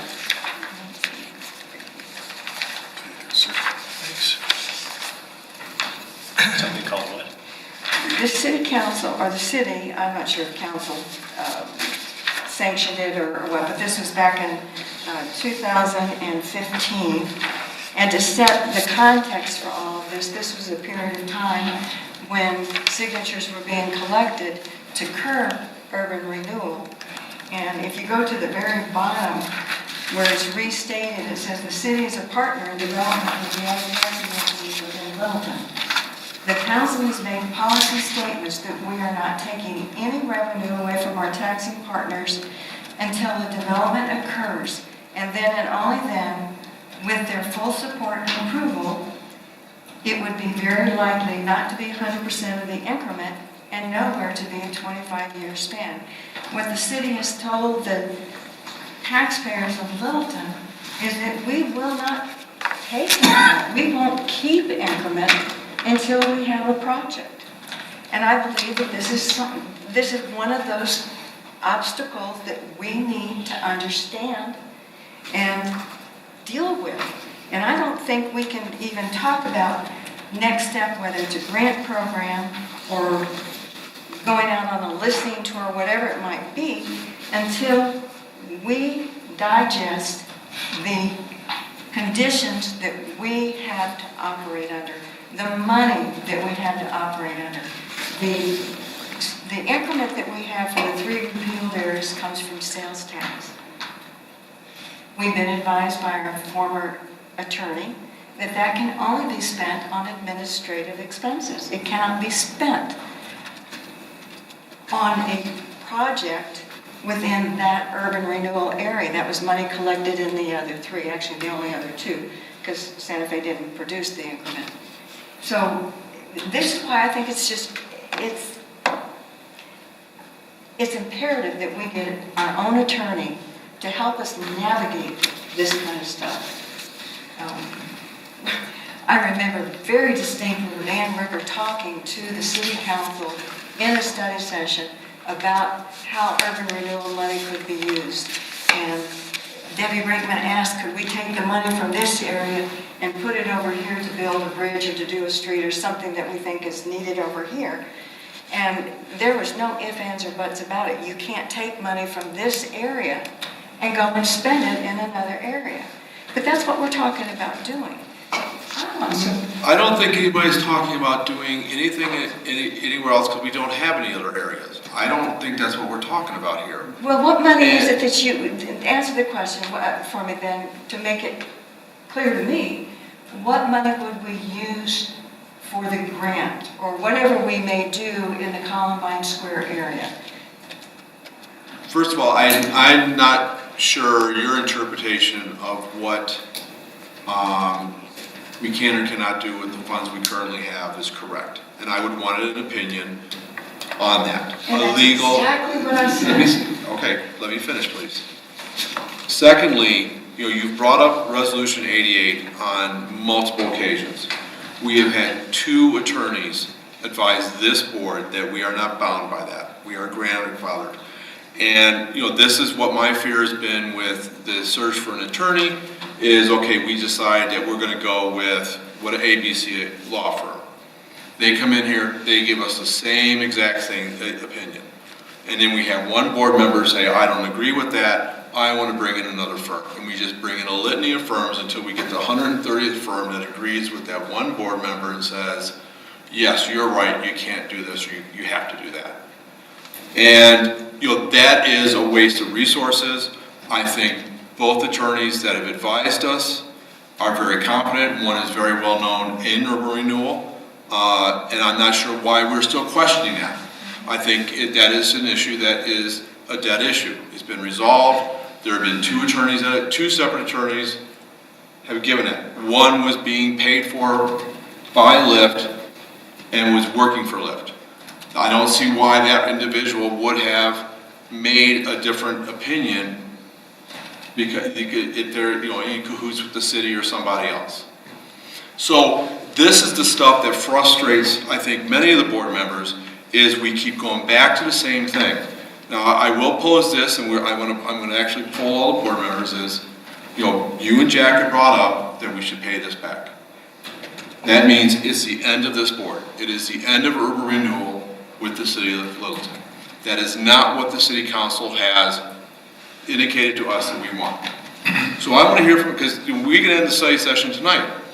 If I'm going to go around and ask you, where are you at? Do you want to put this on the agenda item on the next meeting, that we bring this up, have a motion, that we're going to pay back the loan, and effectively turn in our resignations that night? Because that's what it means, Carol. Let me finish. I would like to have a legal opinion on that as well, because there are several urban renewal authorities, I mean, well, I don't know how many there are. They have an obligation. We have no obligation. You have to have an obligation of some sort. Our obligation is that loan. That is our current obligation. If we have no other obligation, we have to cease to exist. That is the bottom line. And I understand, and perhaps maybe I need to dig out something from the state that states otherwise. That, you know, there are authorities that can function without a project. They have to have an obligation of some sort. We do not have a project. We function, and both attorneys previously have advised us of this on the record, that we have to have some sort of obligation. The loan we have with the city is that obligation. If that obligation goes away, so do we. That is not the wishes that I heard from city council when we met with them for the breakfast. And again, that's one reason why I'd like to have an attorney where we can actually discuss. I have conversations or emails back and forth with the Department of Local Affairs. There are urban renewal authorities that do not have a project, but they're collecting increment. They're collecting increment without an obligation, with the idea that at some point in the future there will be an obligation, and they're ahead of the game with the collection of increment prior to the project. Then why so we did... have difference of opinion here. But I don't think so. We've had two legal opinions to this, and we can have this opinion to death. I am satisfied because one of the attorneys is an attorney who's well-known in urban renewal. I know your opinion of that attorney, but I don't have the same opinion. I think he's well-respected. So I am fine with that. This is where we're going to go with this. Okay. We have to, because Carol, we keep going around on this, and we have to ask ourselves as a board, do we want to continue to do this? I'm hearing from two of you, you don't. No, you didn't hear that from me. Okay. What you heard from me was that's an option. It is an option. It's always been an option. And I think at this point, you're ready to decide whether you want to stay in business or you're going to pay it off, because we don't have a project. And there's also a third thing that can happen, is that we reduce the debt and down to $1 or whatever we need to do to have an obligation. Instead of carrying the taxpayers' money on our books, let the city have most of their money back, and they can put it to good use in the community.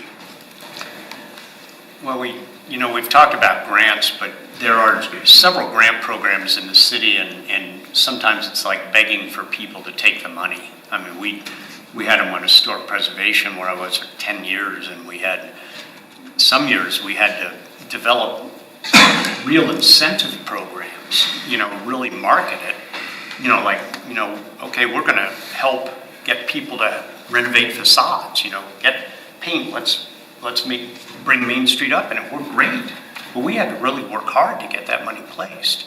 So I'm not sure the grant thing works well, and I don't want to see us drain our coffers down. That's why I've been opposed to an attorney when we have one, and an executive director when we don't have a project, because we're using up our funds on administrative things rather than revitalizing the community. And that's what I want to do. I want to do something that makes a difference, that is simpatico with the Bellevue plan, that it's not going to go away when that gets put into place. And your point, Jack, is really well taken, that we don't have much money. And so we really have to be wise about how we use it, how we leverage it. But if we go paying the city back, we're putting ourselves out of business. And maybe that's the desire of some people on the board. That's one thing that we have to consider. But I think revitalization is the thing. We need to start with visioning about how we can do that instead of sitting here and talking about getting more legal opinions. We've had numerous legal opinions. The answers are always the same. On these specific questions that have come back, and Carol, you keep on bringing it up, and I know you don't like the answers, but these guys aren't playing attorneys on TV. Resolution 88 does not impact. That's a dead conversation. It does impact council. So We're not council. But if we take something to council, Then they can and bring it. Arapahoe County has made it very clear what their position is, which is why I have advocated to have them at this table. So anything that we do, hopefully we would have their support from the very beginning. If we go through all of these motions to get something in front of council, and Arapahoe County comes forward and says they oppose it, according to Resolution 88, according to their commitment to the people of Littleton, they will not approve what is in front of them. Well, I don't know that any of us are in a position to speak for Arapahoe County. And I think it is a good idea to have them involved in some of these things that may involve the county. But, this four and a half year old piece of paper that doesn't have a signature, I don't know where it came from or anything, we can pull out documents from anywhere that support any point of view at any time. Our job as a board is to do something. I think that was really loud and clear. Let's do something. And not find excuse after excuse after excuse not to go forward with urban renewal. And that's what this is. These are more marbles under the bus. So, Website. go ahead. I just wanted to, Jack, I think the option you laid out is certainly a valid one. I think when we went to our sponsors, city council, and we listened to them, I think they made it clear that they might fire us, but they don't want us to quit. I mean, so they really, I did not hear, you owe us money and we're upset and you want to pay us back. That wasn't what I heard. What I heard was, do something with with the business that we've given you. And that, so I don't think they're clamoring for that. I think there's room to, if they're a creditor, I think there's room to go to that creditor and say, let's figure out how to make this relationship work. But I don't think there was any, there was no pounding of the table wishing that we would pay this off and go away. No, there wasn't. All I'm saying is we got limited resources. Mm-hmm. However, there's another option. We go back to our creditor and say we need more money to do this. So, but if we had something, but we don't have anything right now. And so what I'm trying to do is eliminate some of the options so that we know which way we have to go. It's better to burn the bridges to go forward. So what I have expressed to Mayor Brinkman is I feel it's our obligation to explore every option under urban renewal that we can do to make this neighborhood better. And I don't think we have. I don't think we have. Jack, you may be right. We may reach out, have a listening tour, talk to all the property managers, property owners, and they say, we're fine. Okay? They may. We may have one or two that says, you know what? Let's have some more discussion about this. We haven't gone down that road. We haven't looked at the streetscape thing. What can we do to help the city with streetscape or those infrastructure things that might be out there? I don't think we've explored all those. And I think what city council has done is said, get busy, do your job, explore it, come back here and let us know. If in 6 months we're still having the same discussion we're having today, I will be the first one to say, you know what, Mayor, it's time to close this. We're not getting anywhere.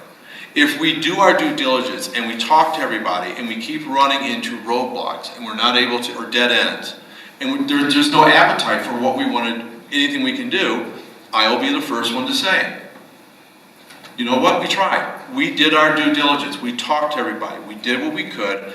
We can't move the needle. Let's give you your money back and we'll all go about our lives. What I'm asking everybody to do is to commit to exploring what our options are. Let us do what we've been charged to do. Let's not sit here and talk about Resolution 88 or other these things. Let's see what can we do. And if at the end of 6 months, we can't do anything, at least we can say we tried and we're not arguing about things we've discussed 3 or 4 times for 2 years. I would like to make a proposal, and that is, I think the first step for doing something within the urban renewal area that we have, Columbine Square area, would be, we talked earlier about talking to the community development person. And we may want to have both the community development person and the economic development person involved. They probably know these property owners and people in that area. And maybe they have been hearing something, or they have a way that we can say, okay, because I think you're right. I think we need to go out there and say, what can we do? And if they come back and say, we don't want you to do anything for us, then that's fine. But we haven't gone out and we haven't looked at exactly what can we do in this neighborhood. And I think that that should be our next step, and there might be a way to actually get started would be to work with the city staff and find out what they're hearing, what they know, who they've talked to, that type of thing. And then figure out how do we get out to these people and figure out what they, to me, that's our next step. So could that be done by asking a couple of members of the board to set up, like yourself or whoever, to set up an interview with the community development director, or whichever? I mean, I've met with a couple of them already, informally, a few months ago.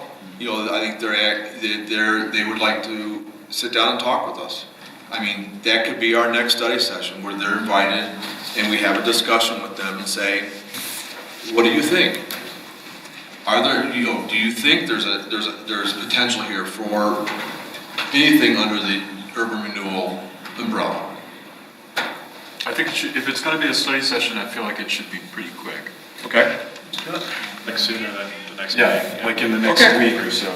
Let me see what we can do. May I add the Yes. Public Works Director to it? Yes. I mean, yeah.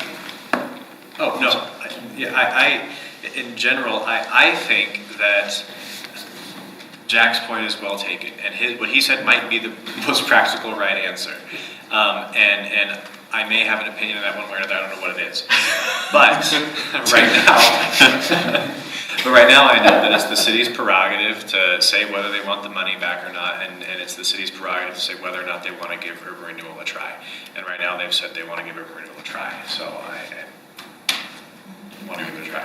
And as things go on, and I do want to say I really do, Bill's points are also well taken about the need to keep moving, but I also value questions coming up that may be concerns, whether it be this, whether it be legal opinions. And I told this to Kevin, but I hope that we get better as a board, though, of having these conversations, finishing them, and then being able to move on. But I'm not adverse to having these conversations. And I feel like sometimes we either don't want to have it or we want to have it too much instead of right now. I think we have a lot of them too much. And it's my opinion, Yeah, because we kind of keep going back and forth, and it's the same thing. And it's like, can we do this or can we not do this? And, we can't do this because of this. Right, and I think those are all valid questions, but they have a time and a place. We can't ask them all at once. Right, and so we need to figure out what our next steps are and how we move forward. And we can have these conversations as we move forward. But, I think I want to be on a board that actually is doing something and is moving forward and stops these conversations about what we can't do, what we can't do. We can't do that. We can't do this. I really would like to see that happen. I think the approach I look at it, and like I said earlier, we can be part of the problem or part of the solution. And I'm trying to be part of the solution. And the thing is why talk about whether we can or can't do it? Let's say it's like, is there an appetite for anything to be done? And in the development of that, if we find an obstacle or an issue or concern we have to raise, then we have that discussion. It's more like, can we do this? How do we make the changes to have this done? If we and we look at that, we see what that is. We may have to ratchet down, we may have to adjust. Exactly. But we have to have a goal to move forward. Yes. And then you adjust as this time, and maybe you end up changing the goal altogether. But if you don't have one, because part of the stuff We don't have a goal. because We need to have a goal. and you bring up Arapahoe County, and Bill and I were talking the other evening, and you know, there's a building over there that's underutilized, that's by the county. I think one of the things we should look at is talking to the county and saying, can we do something? Can we do something that this building doesn't sit vacant for 50 weeks out of the year? You know, and we've had that discussion. They may not want to have that discussion, but we don't know until somebody picks up the phone and say, can we sit down and have a conversation? And that's, you know, and I think that's a lot of what we need to start doing. And it does involve the county, it involves the business owner, the property owners, it involves the community. You know, as I think I've expressed before, you know, when they were doing the visioning plans, I went to one of the visiting sessions, and it's when I first met Patrick. And, you know, I didn't ask any questions. I just walked around that room and just listened. And what I heard about is, they're tired of looking at that vacant property. They don't feel safe. They feel their property values are going down. Over and over again, repeatedly. You know, and like I said, I just went there to listen, to hear what does this community say. This community wants us to try to do something. City Council wants us to try to do something. I think we figure out what we can do. If there's something that there's an obstacle we have to overcome, then we have that discussion about Resolution 88 or any of these other issues that have been brought up that we've been talking about when we're not even at that point where it could be an obstacle. And I would like a commitment from the board members to say, okay, let's do this. Let's table all this other stuff. Let's see what comes out of the mix, and then go from there. Carol. One thing that would be important to me, whenever I start a project, I need to know what my budget is. So I think that would be important for us before we start going. I think you identified there, hit the nail on the head when you said you want to be part of the solution, not part of the problem, but no one's identified what the problem is. So it's hard to know what that solution is. But we can create a solution for whatever problem that shows up. But we need to know what kind of a budget that we have to work from in order to pursue whatever. You know, if we've got $500,000, it's going to be a whole lot different than if we have $100,000. So I would like to know if we're going to go down this path to kind of know what our parameters are, what the conditions are, so that we can manage it. There's no sense in trying to create something that we can't afford. I have a different viewpoint, with all due respect. Find out what we need to do. We'll find the money. Yep. I always know we can find the money. I had to manufacture money before. Manufacture it. And I think the thing is But there's all kinds of places to go seek money. Yeah. Grants and whatever else. But the reason I ask about our finances is I'd like to put that behind us. And that's why I asked the question. And I think we can put a lot of this controversy to rest if we say, yep, we want to go forward and we want to renew the loan or the line with the city and go on record for that, and then we'll go forward. And if we need more, get more money from the city, a seed, or we need to get grants, then we're going to go look for them. Well, I will tell you, within the loan agreement, we have not taken all the advances we can. We can take another draw of another 100,000, I believe. 50. We've taken 150. It was a $200,000. Okay, 200,000. But I think, I lost my train of thought. Sorry. It is something that I think is going to be addressed if we do our due diligence come September. Because if we're sitting here having the same discussion 5 months from now, and in September we sit down with City Council, I pretty much know what City Council is going to say. You know what, guys? Thanks. We're done. And that answers the question. I think what we need to do, as City Council said, they're not asking for, they didn't say anything about wanting the money back tomorrow. We're not, I think we've been very good on doing our due diligence. I mean, for instance, you know, we're just doing the final rebates that refunds that we agreed to before. You know, when I got it from Tiffany, she said, here, wire these over. So then I started talking, well, how much is the wire? and they're like over like $200, $200+ each wire. One of the refunds was $192 or something. I'm like, and so I said, Tiffany, do we really have to do this? I wrote the checks out because I didn't feel it was in the best interest to spend $200 to send $190. You know, so I think we've been, as a board, been really conscious of what we do with our money, and we're not throwing it to, you know, and I think I've tried to do my part also. So I think, you know, I understand what you're saying, Jack, but I think City Council will have that discussion with us in September. Go ahead. I was going to say, I think that I would re-propose what Cindy suggested. Only add that maybe it would help if you and Cindy have a conversation with whomever we meet with beforehand, so they come primed and ready to go. And I would love to have that study session before the next regular meeting. Okay. We will, yes. I was gonna say, there's about 13 or 14 property owners over there. So, I mean, we're not talking about trying to reach out to a large group. It's a fairly small group. You're right. And that includes the Columbine, which is the majority of the property, and the city's not interested. So that even whittles it down even better. Yeah. You know, I really like Jack's point that, you know, because we tend to be thinking, or at least I'm guilty of it, about our own balance sheet here. But if we find something that's really good over there, I'm sure that we could find interested parties. You know, if it's a good thing, there's nothing that says that we have to provide all the funding. No. You know, we can be a partner in this. So we can be a seed because our goal is to revitalize, and we can revitalize without doing everything. That's the way businesses are built. You don't provide all the money. Right. So I think that's a good thing. I'd like to propose that we have, you know, a couple of people designated to approach community development and see how we get this started. I think that's something that Cindy and I can do. You know, Cindy's has background in this area already. I've already had some of those discussions with those people, so we'll do that hopefully here in the next week, and then set up a date for a study session with them before our next meeting. Big bones. Let's do it.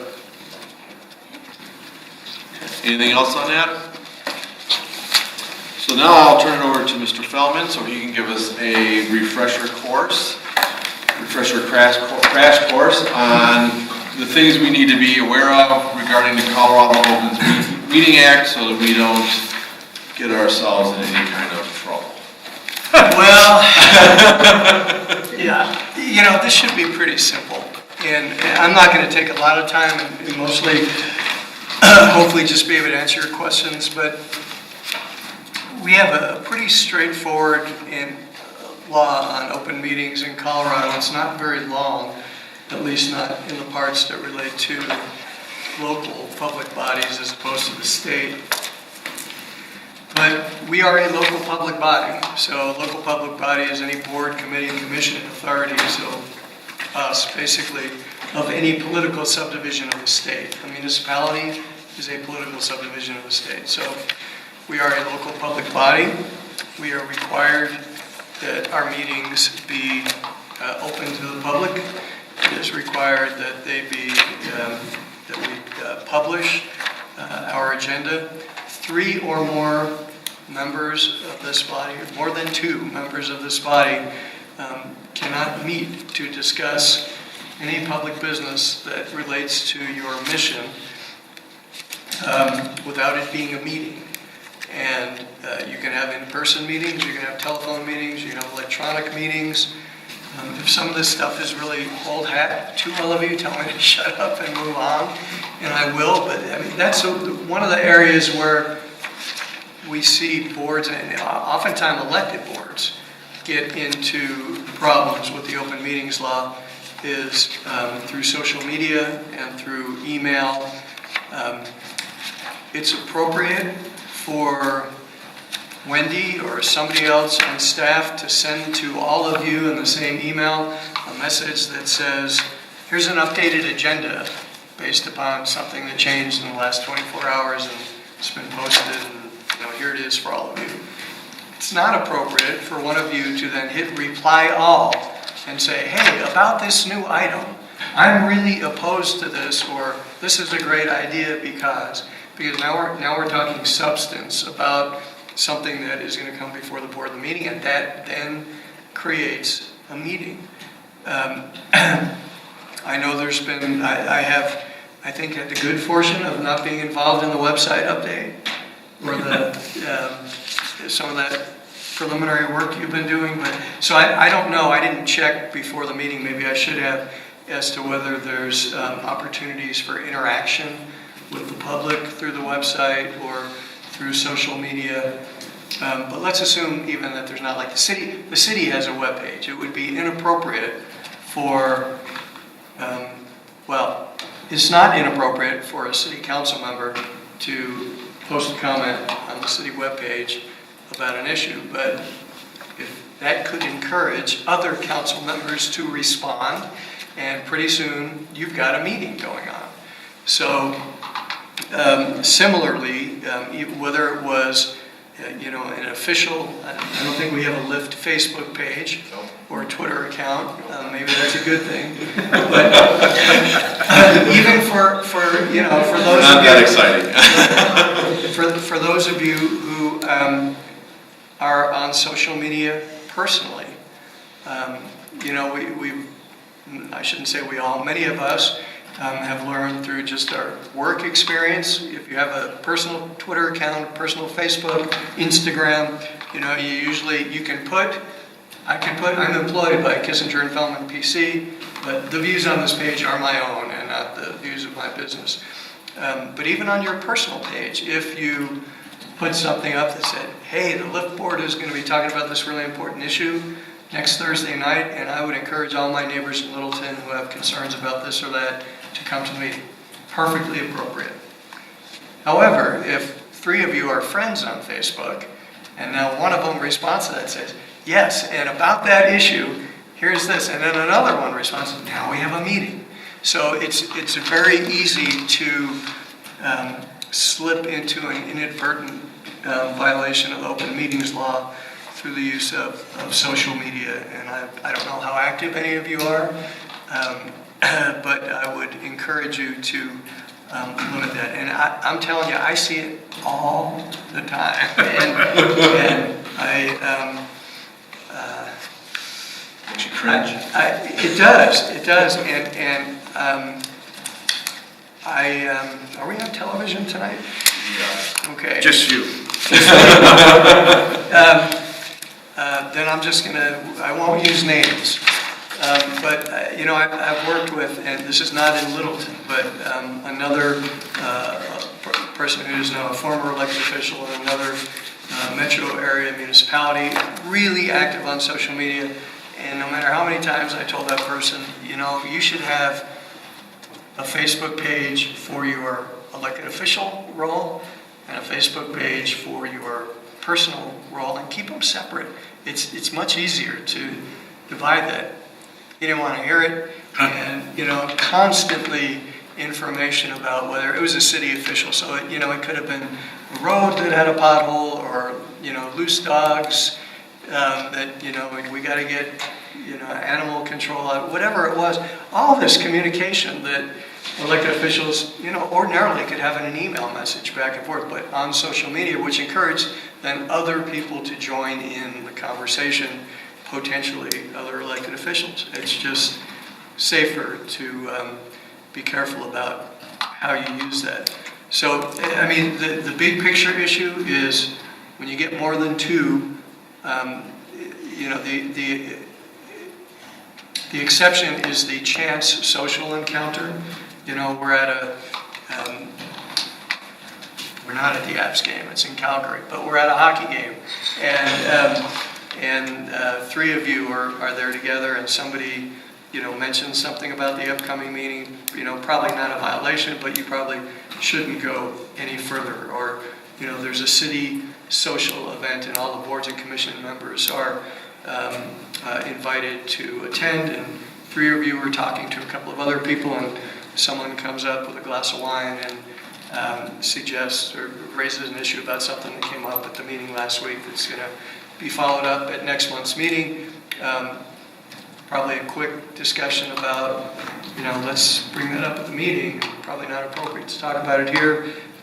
That's a chance, social encounter, that's okay. And you just have to use your judgment as to what you're going to do and what you're going to say in those situations.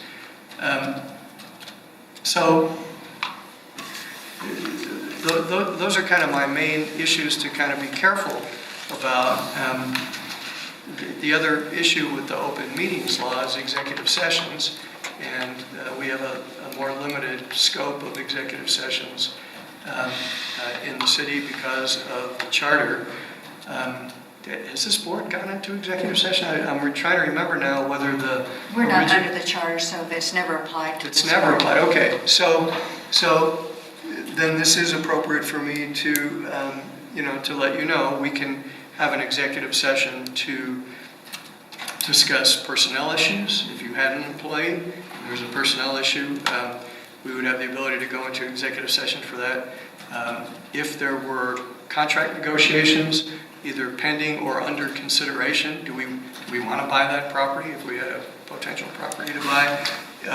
Those kinds of issues could be discussed in executive session. And the reason, of course, is, if you're using the property example, if you're thinking this property could be purchased for $750,000 and our high range of what we'd offer is here, but let's try to start here. You don't want to have that discussion on television with the property owner watching.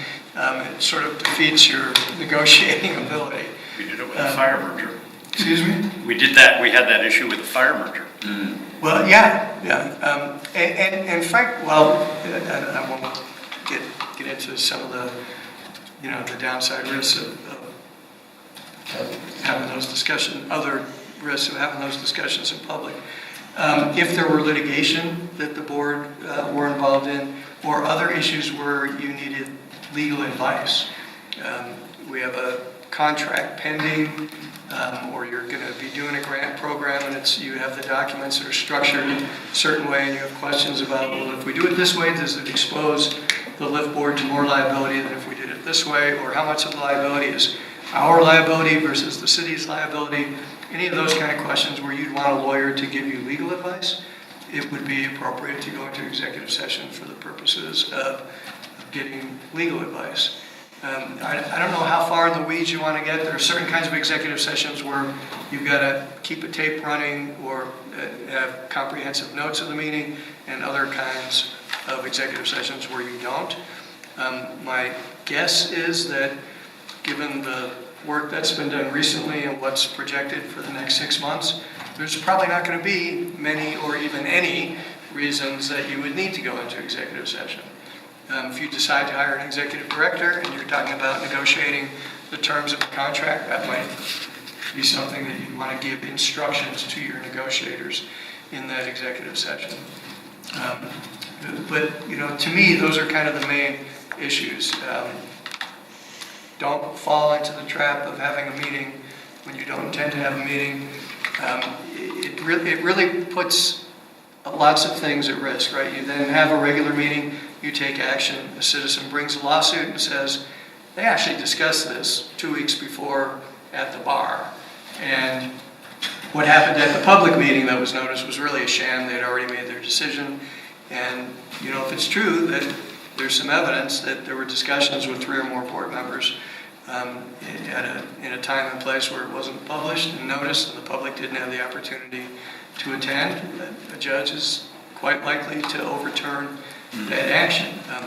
Even if the discussions were innocuous and it looks bad, you just can't predict what a court's going to do. So avoid having a meeting when you don't intend to have one. Follow the rules when you are going to have a meeting, and make sure the notice and the posting gets done. And be really careful on social media.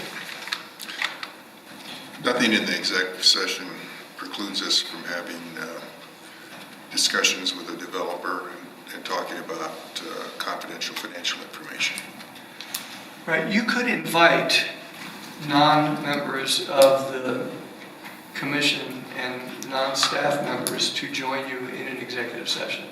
So if there were discussions, I mean, what happens more often than not is I've seen the boards delegate the negotiating responsibility, say, to a staff person, if you have an executive director, or the board chair and a staff person, or 2 board members, so you don't have 3 sitting there and have a meeting. And you have the executive session, discuss, here's what our parameters are, and now you guys go negotiate this. On more rarer occasions, I have seen a party with whom a contract was being negotiated, whether it was in a renewal context or a city council, invite another party into an executive session, at least to talk about issues, like you say, confidentially.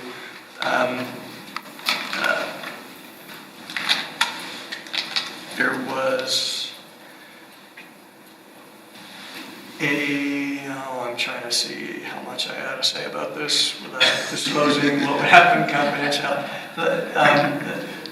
There have been occasions I have been involved with, some of them in Littleton, where a company was coming to town and there was going to be a contract with the city to authorize a certain kind of business, and the city wanted to have some kind of assurance as to how services were going to be provided and how much of the community was going to be able to access what was coming into town. And the company, for good reason, felt like, well, we don't want to make this public and let our competitors know what our business plans are. But they were willing to come into an executive session, pull out a bunch of maps, put a bunch of information on the table, let the council look at it, ask questions about it, and then we finished up and they took all their stuff and packed it up and left.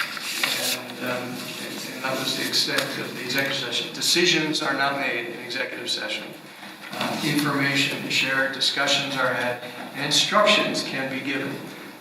So you can, it's a fine line between making a decision or not making a decision, right? Should we offer $750,000 for that property? That it feels like you're making a decision, but you have a discussion and the chair might say, okay, from what I'm hearing, the consensus of the board is we start at $500,000, we go up to $750,000. Beyond that, this board is not comfortable. We'll come back and have another discussion.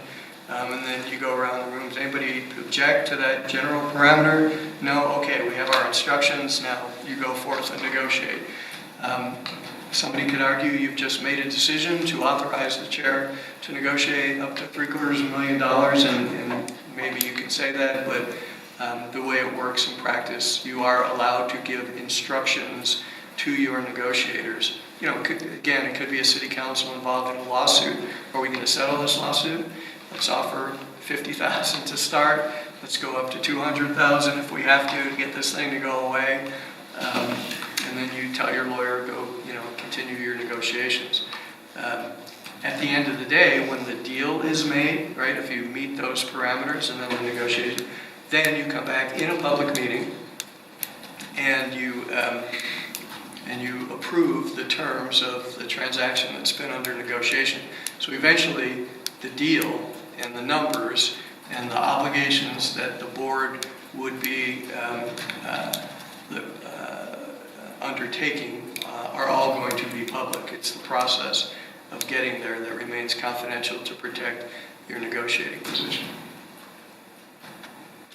Make sense? Mm-hmm. Ken, would you talk a little bit about telephone calls, daisy chaining, one member calling other members prior to a meeting to try to get the 4 votes that are needed for a position? Yeah, it's not uncommon, and frankly, I don't think it's inappropriate for the commissioners or council members to talk to each other one-on-one about how do you feel about this issue. I mean, my preference and my practice when I was an elected official was to be transparent about it, at least with your fellow members. Like, you could pick up the phone and call Joe and say, we got this thing coming up. I feel really strongly about it. I appreciate your support. And oh, by the way, I'm calling all of the commissioners and I'll be asking them the same thing. That way, you run the risk that, you know, you get around the table and now you get to Cindy and she is absolutely on the other side of this issue and she says, well, I better call everybody too. And even though you're having all these one-on-one discussions, which are technically under the letter of the law legal, under the spirit of the law, you're probably violating the spirit of the open meetings law because you're engaging in this one-on-one practice. So I don't have a problem with it periodically, but I would discourage it as a regular practice. It's, you know, we used to joke at council meetings when I was on a city council that, you know, as long as you know how to count to 4, you were well prepared to serve in public office. And you know, the substance behind that flippant line was that you were out there doing your homework and seeing where folks stood ahead of time. And I don't generally see any problem with it, but if it gets to the point where that's how you're doing your big business on a regular basis, that's problematic. And frankly, it falls to all commissioners to try to, you know, not step over the line, or at least understand when you're in the gray area and not spend too much time there. And ultimately, it will fall on the chair to kind of corral the troops if it appears that something that just doesn't feel right or smell right is going on. So it's a good point because there's a gray area there, Carol. It's technically legal. Daisy chaining, where Jack calls me, I call Joe, Joe calls Kevin. Yeah. Well, it's the same thing. They're one-on-one conversations, so they're not inappropriate. But frankly, when you do it that way, there's no way that you're going to explain it to Joe in exactly the same way it was explained to you. And it's going to change all the way. So it's going to be like a game that we played when we were kids, a telephone game where you whisper something to somebody and you go through, and at the end of the chain, the person has heard something completely different than what the person started talking about. So I've always been told that the daisy chaining does violate the open meetings law, but the one-on-one conversations does not. Well, I guess I'm not actually familiar with the term daisy chaining. So, if the intent is, let's try to get this done by going this me to you and you to her and her to him, then that would violate the law, I think. But to have a one-on-one conversation, we have a one-on-one conversation. You say, well, based on that information Ken just told me about, I think I'm going to call Kevin and talk to him about it. It just... I think the idea is that you get more people engaged in a single conversation, and although you're not meeting face-to-face, you're having a meeting by carrying on the same conversation among members. I'd always understood it that way because, especially if it's a simplistic issue, it's a real binary decision. Maybe a personnel issue or maybe a financial issue, or where do you stand on this, up or down? And then you call somebody else and say, hey, where do you stand? And you're getting your votes lined up before you go into the meeting. I'd always heard that's a no-no. And it seems to me that that's having a meeting. It's just... Yeah, to me, it's not a transparent way to do business. It is not a transparent way to do business, and it's not. It's having the one-on-one conversation in and of itself is not illegal. Does not violate the statute. The statute requires the communications between more than 2 members. If the effect of the phone chain, or you could do it from room to room. You don't have to be on the phone. You could do it by email. Is that you are engaging more than 2 in the same conversation about a policy issue. Again, there's a gray area there where you can make the argument that these are just one-on-one conversation, and you can make the argument that they had the effect of engaging more than 2 people in the same conversation about the same discussion, even though it wasn't in real time. And I don't know off the top of my head if there's a court case that has a definitive ruling on that you can't do that or not. I can certainly follow up and get back to that if that's a... One thing I'm pretty sure about is that it's probably always wrong when I don't agree with the conversation.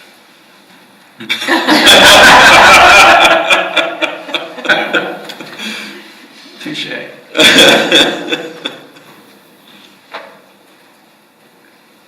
Yeah, Because the idea is for the board to work together. And if it goes against you or with you, I think Joe's point's well taken, as he pulls his tongue out of his cheek, that, if you're doing business outside the board in that, Carol's term daisy chain, and I had heard that term too, method, you preclude the opportunity for the board to debate the issue. And that's not why we're here. We're here to feed off each other. I think it breeds, when conversations have happened that not everybody was a part of, everybody can tell that they happened. Right. Yeah. But we're not saying, are we? Am I understanding us to be saying that we don't want us to carry on fact-finding with our fellow members on a one-on-one even basis? And that's why I think it's a great, because I think it's very valuable. There was a time where somebody called me and said, hey, just so you know, I'm going to bring this up at the meeting. And didn't ask me whether I was going to do this or that, but I appreciated that because I didn't know that was going to come up, and then I knew it was going to come up, and I got to think about it. Yeah. I thought that was very valuable. Yeah. The idea is that when we make decisions based on our conversation in a meeting. And if the conversations are happening outside of the meeting and that information isn't brought into the meeting to be part of the conversation, then we have cheated our public out of a full, open, transparent discussion. Absolutely. Yeah. And that's what I said earlier. This is our business meeting, and we need to be able to interact with one another. Council theoretically, appointed us because we all bring something to the table. So we should. Even you, Jason. Yeah, I'm searching.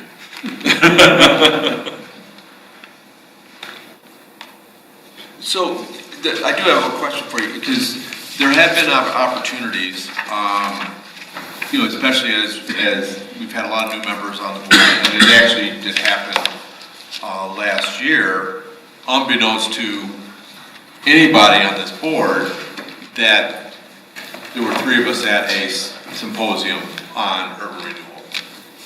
And, we talked, nothing really about, we talked about what was being discussed at the symposium, but not necessarily how it impacted what we were doing at the time.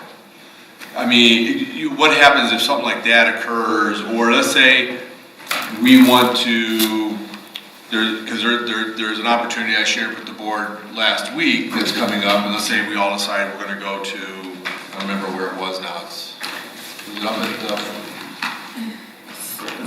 I think it was in Golden, yeah. We're all going to go to Golden to attend this symposium. It's not, we're just here to take information. Where does the line get crossed where the board may be wanting to educate or explore other options, and they may do it as a whole board, but it's not within a meeting structure, it's within another organization's structure of training or so forth. You see... Yeah, absolutely. And there is some case law that talks about those kinds of situations. And what it comes down to is, was the purpose of that other gathering to discuss information that is within the scope of the business that this board does, issues before this board. If it's educational, how urban renewal authorities deal with this kind of issue or that kind of issue, versus were you there to talk, where you're going to hear from a particular developer about the kind of work that they're proposing in 7 different urban renewal authorities around the state, including one in yours, and then you're having discussions about the merits of this particular kind of development in Littleton. Now we're getting into that area where... So are you saying that the three people there for whatever could talk about the subject matter, but not in an application to Littleton. Yeah, So talk about a grant program and how it may work within Arvada, but you don't talk about how the grant program, how you would bring it to Littleton and what you might do in Littleton. right. I mean, what you could say is, that sounds really interesting. We should talk about We that should at one put of it our on the meetings. agenda. Well, that's kind of what we do. That's what everybody's doing. I mean, yeah, I just, I mean, again, the three of us did not know we were gonna be there. We all walk in and, Yeah, but the city does a really good thing there, and usually when there's an educational thing like CML or NLC or these meetings, they post it, and they do a public posting, there's gonna be a meeting, we're gonna have members of our lift board are going to attend a symposium, and, so it is noticed now. The rub comes is, can the public get in? That's kind of the idea, but at least people are notified that, there's an educational thing on this thing. I don't know what the perfect solution is. In a way to, in fact, this brings up another point that I'd like to bring up. If the three of you were talking about it at this, then you come to the next meeting and you put it on the agenda, and hey, the three of us were there, we heard this, blah, blah, blah, and we talked about this, so that it, you put all the information into the meeting that's on the record. Yeah, which brings up another point that we, and I don't know if you were on the lift board at the time, I was not, I don't think, but there was a meeting, a telephone meeting where Corey called each of the members and got their vote, and then came into the regular meeting and ratified the vote that was taken on the phone. So would you talk a little bit about that? Well, I'm not. Let's say we want to Yeah. fire you from the board, and we're going to do this, and Kevin picks up the phone and he asks me, and then he calls Joe, and he calls in, and he's got 4 out of the 7 that say, yeah, we want to fire Mr. Fillman. And so that decision gets made on the telephone, and then it comes into a meeting, and then it gets on the public record through that meeting.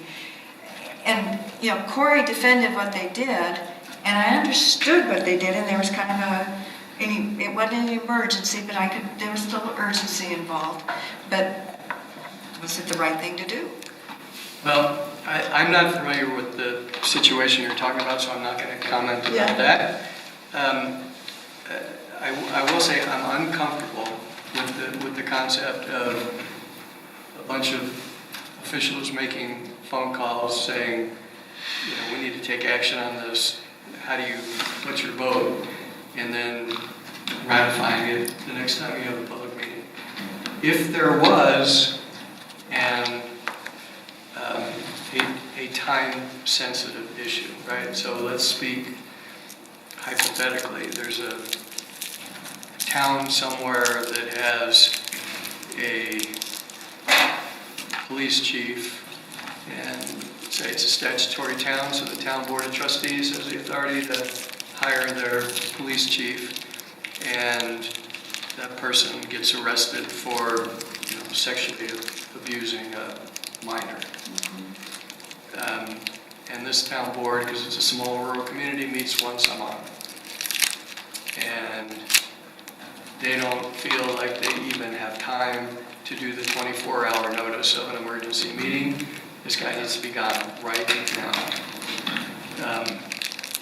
In that situation, if I was the town attorney and the mayor called me and said, I just talked to every one of our elected officials, and I want to call the chief and say, give me your gun and your badge, you're out of here, and we're going to notice in a special meeting in 24 hours, and then we're going to discuss this publicly and ratify it, I'd probably say go right ahead and do it. So, there are, I think, emergency situations where you sort of take action that by necessity you have to take in the best interest of the community. Where that line is, it's not anywhere near always as black and white as the example I just gave. So So a practice to avoid. generally, yeah. Okay.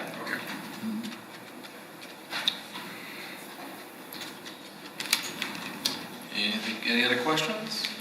No, I think it's great. Oh, Thank you, Mr. Feldman. This was very helpful. Appreciate your time. You know, if you do have other fact patterns or, you know, factual situations that you want me to look into further, let me know and we'll do it.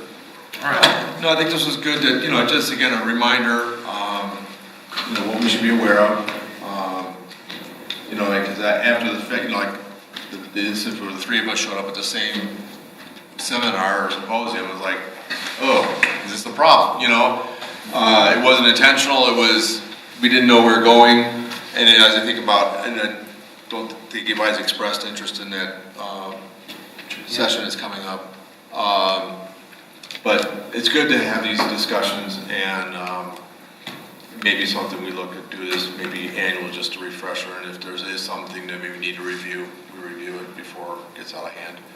I don't think, I mean, some of the stuff that we talked about, I don't think really is going to be an issue, but you just never know. I mean, I don't think we'll be firing a police chief for being involved with having some sexual offense with a minor, but you never know what might come up. For bad humor, he's one of the funniest people on the planet. He really is.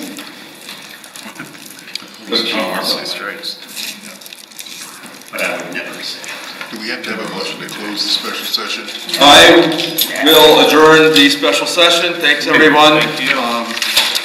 Thanks, gang. And hopefully you'll hear from me in the next coming week. I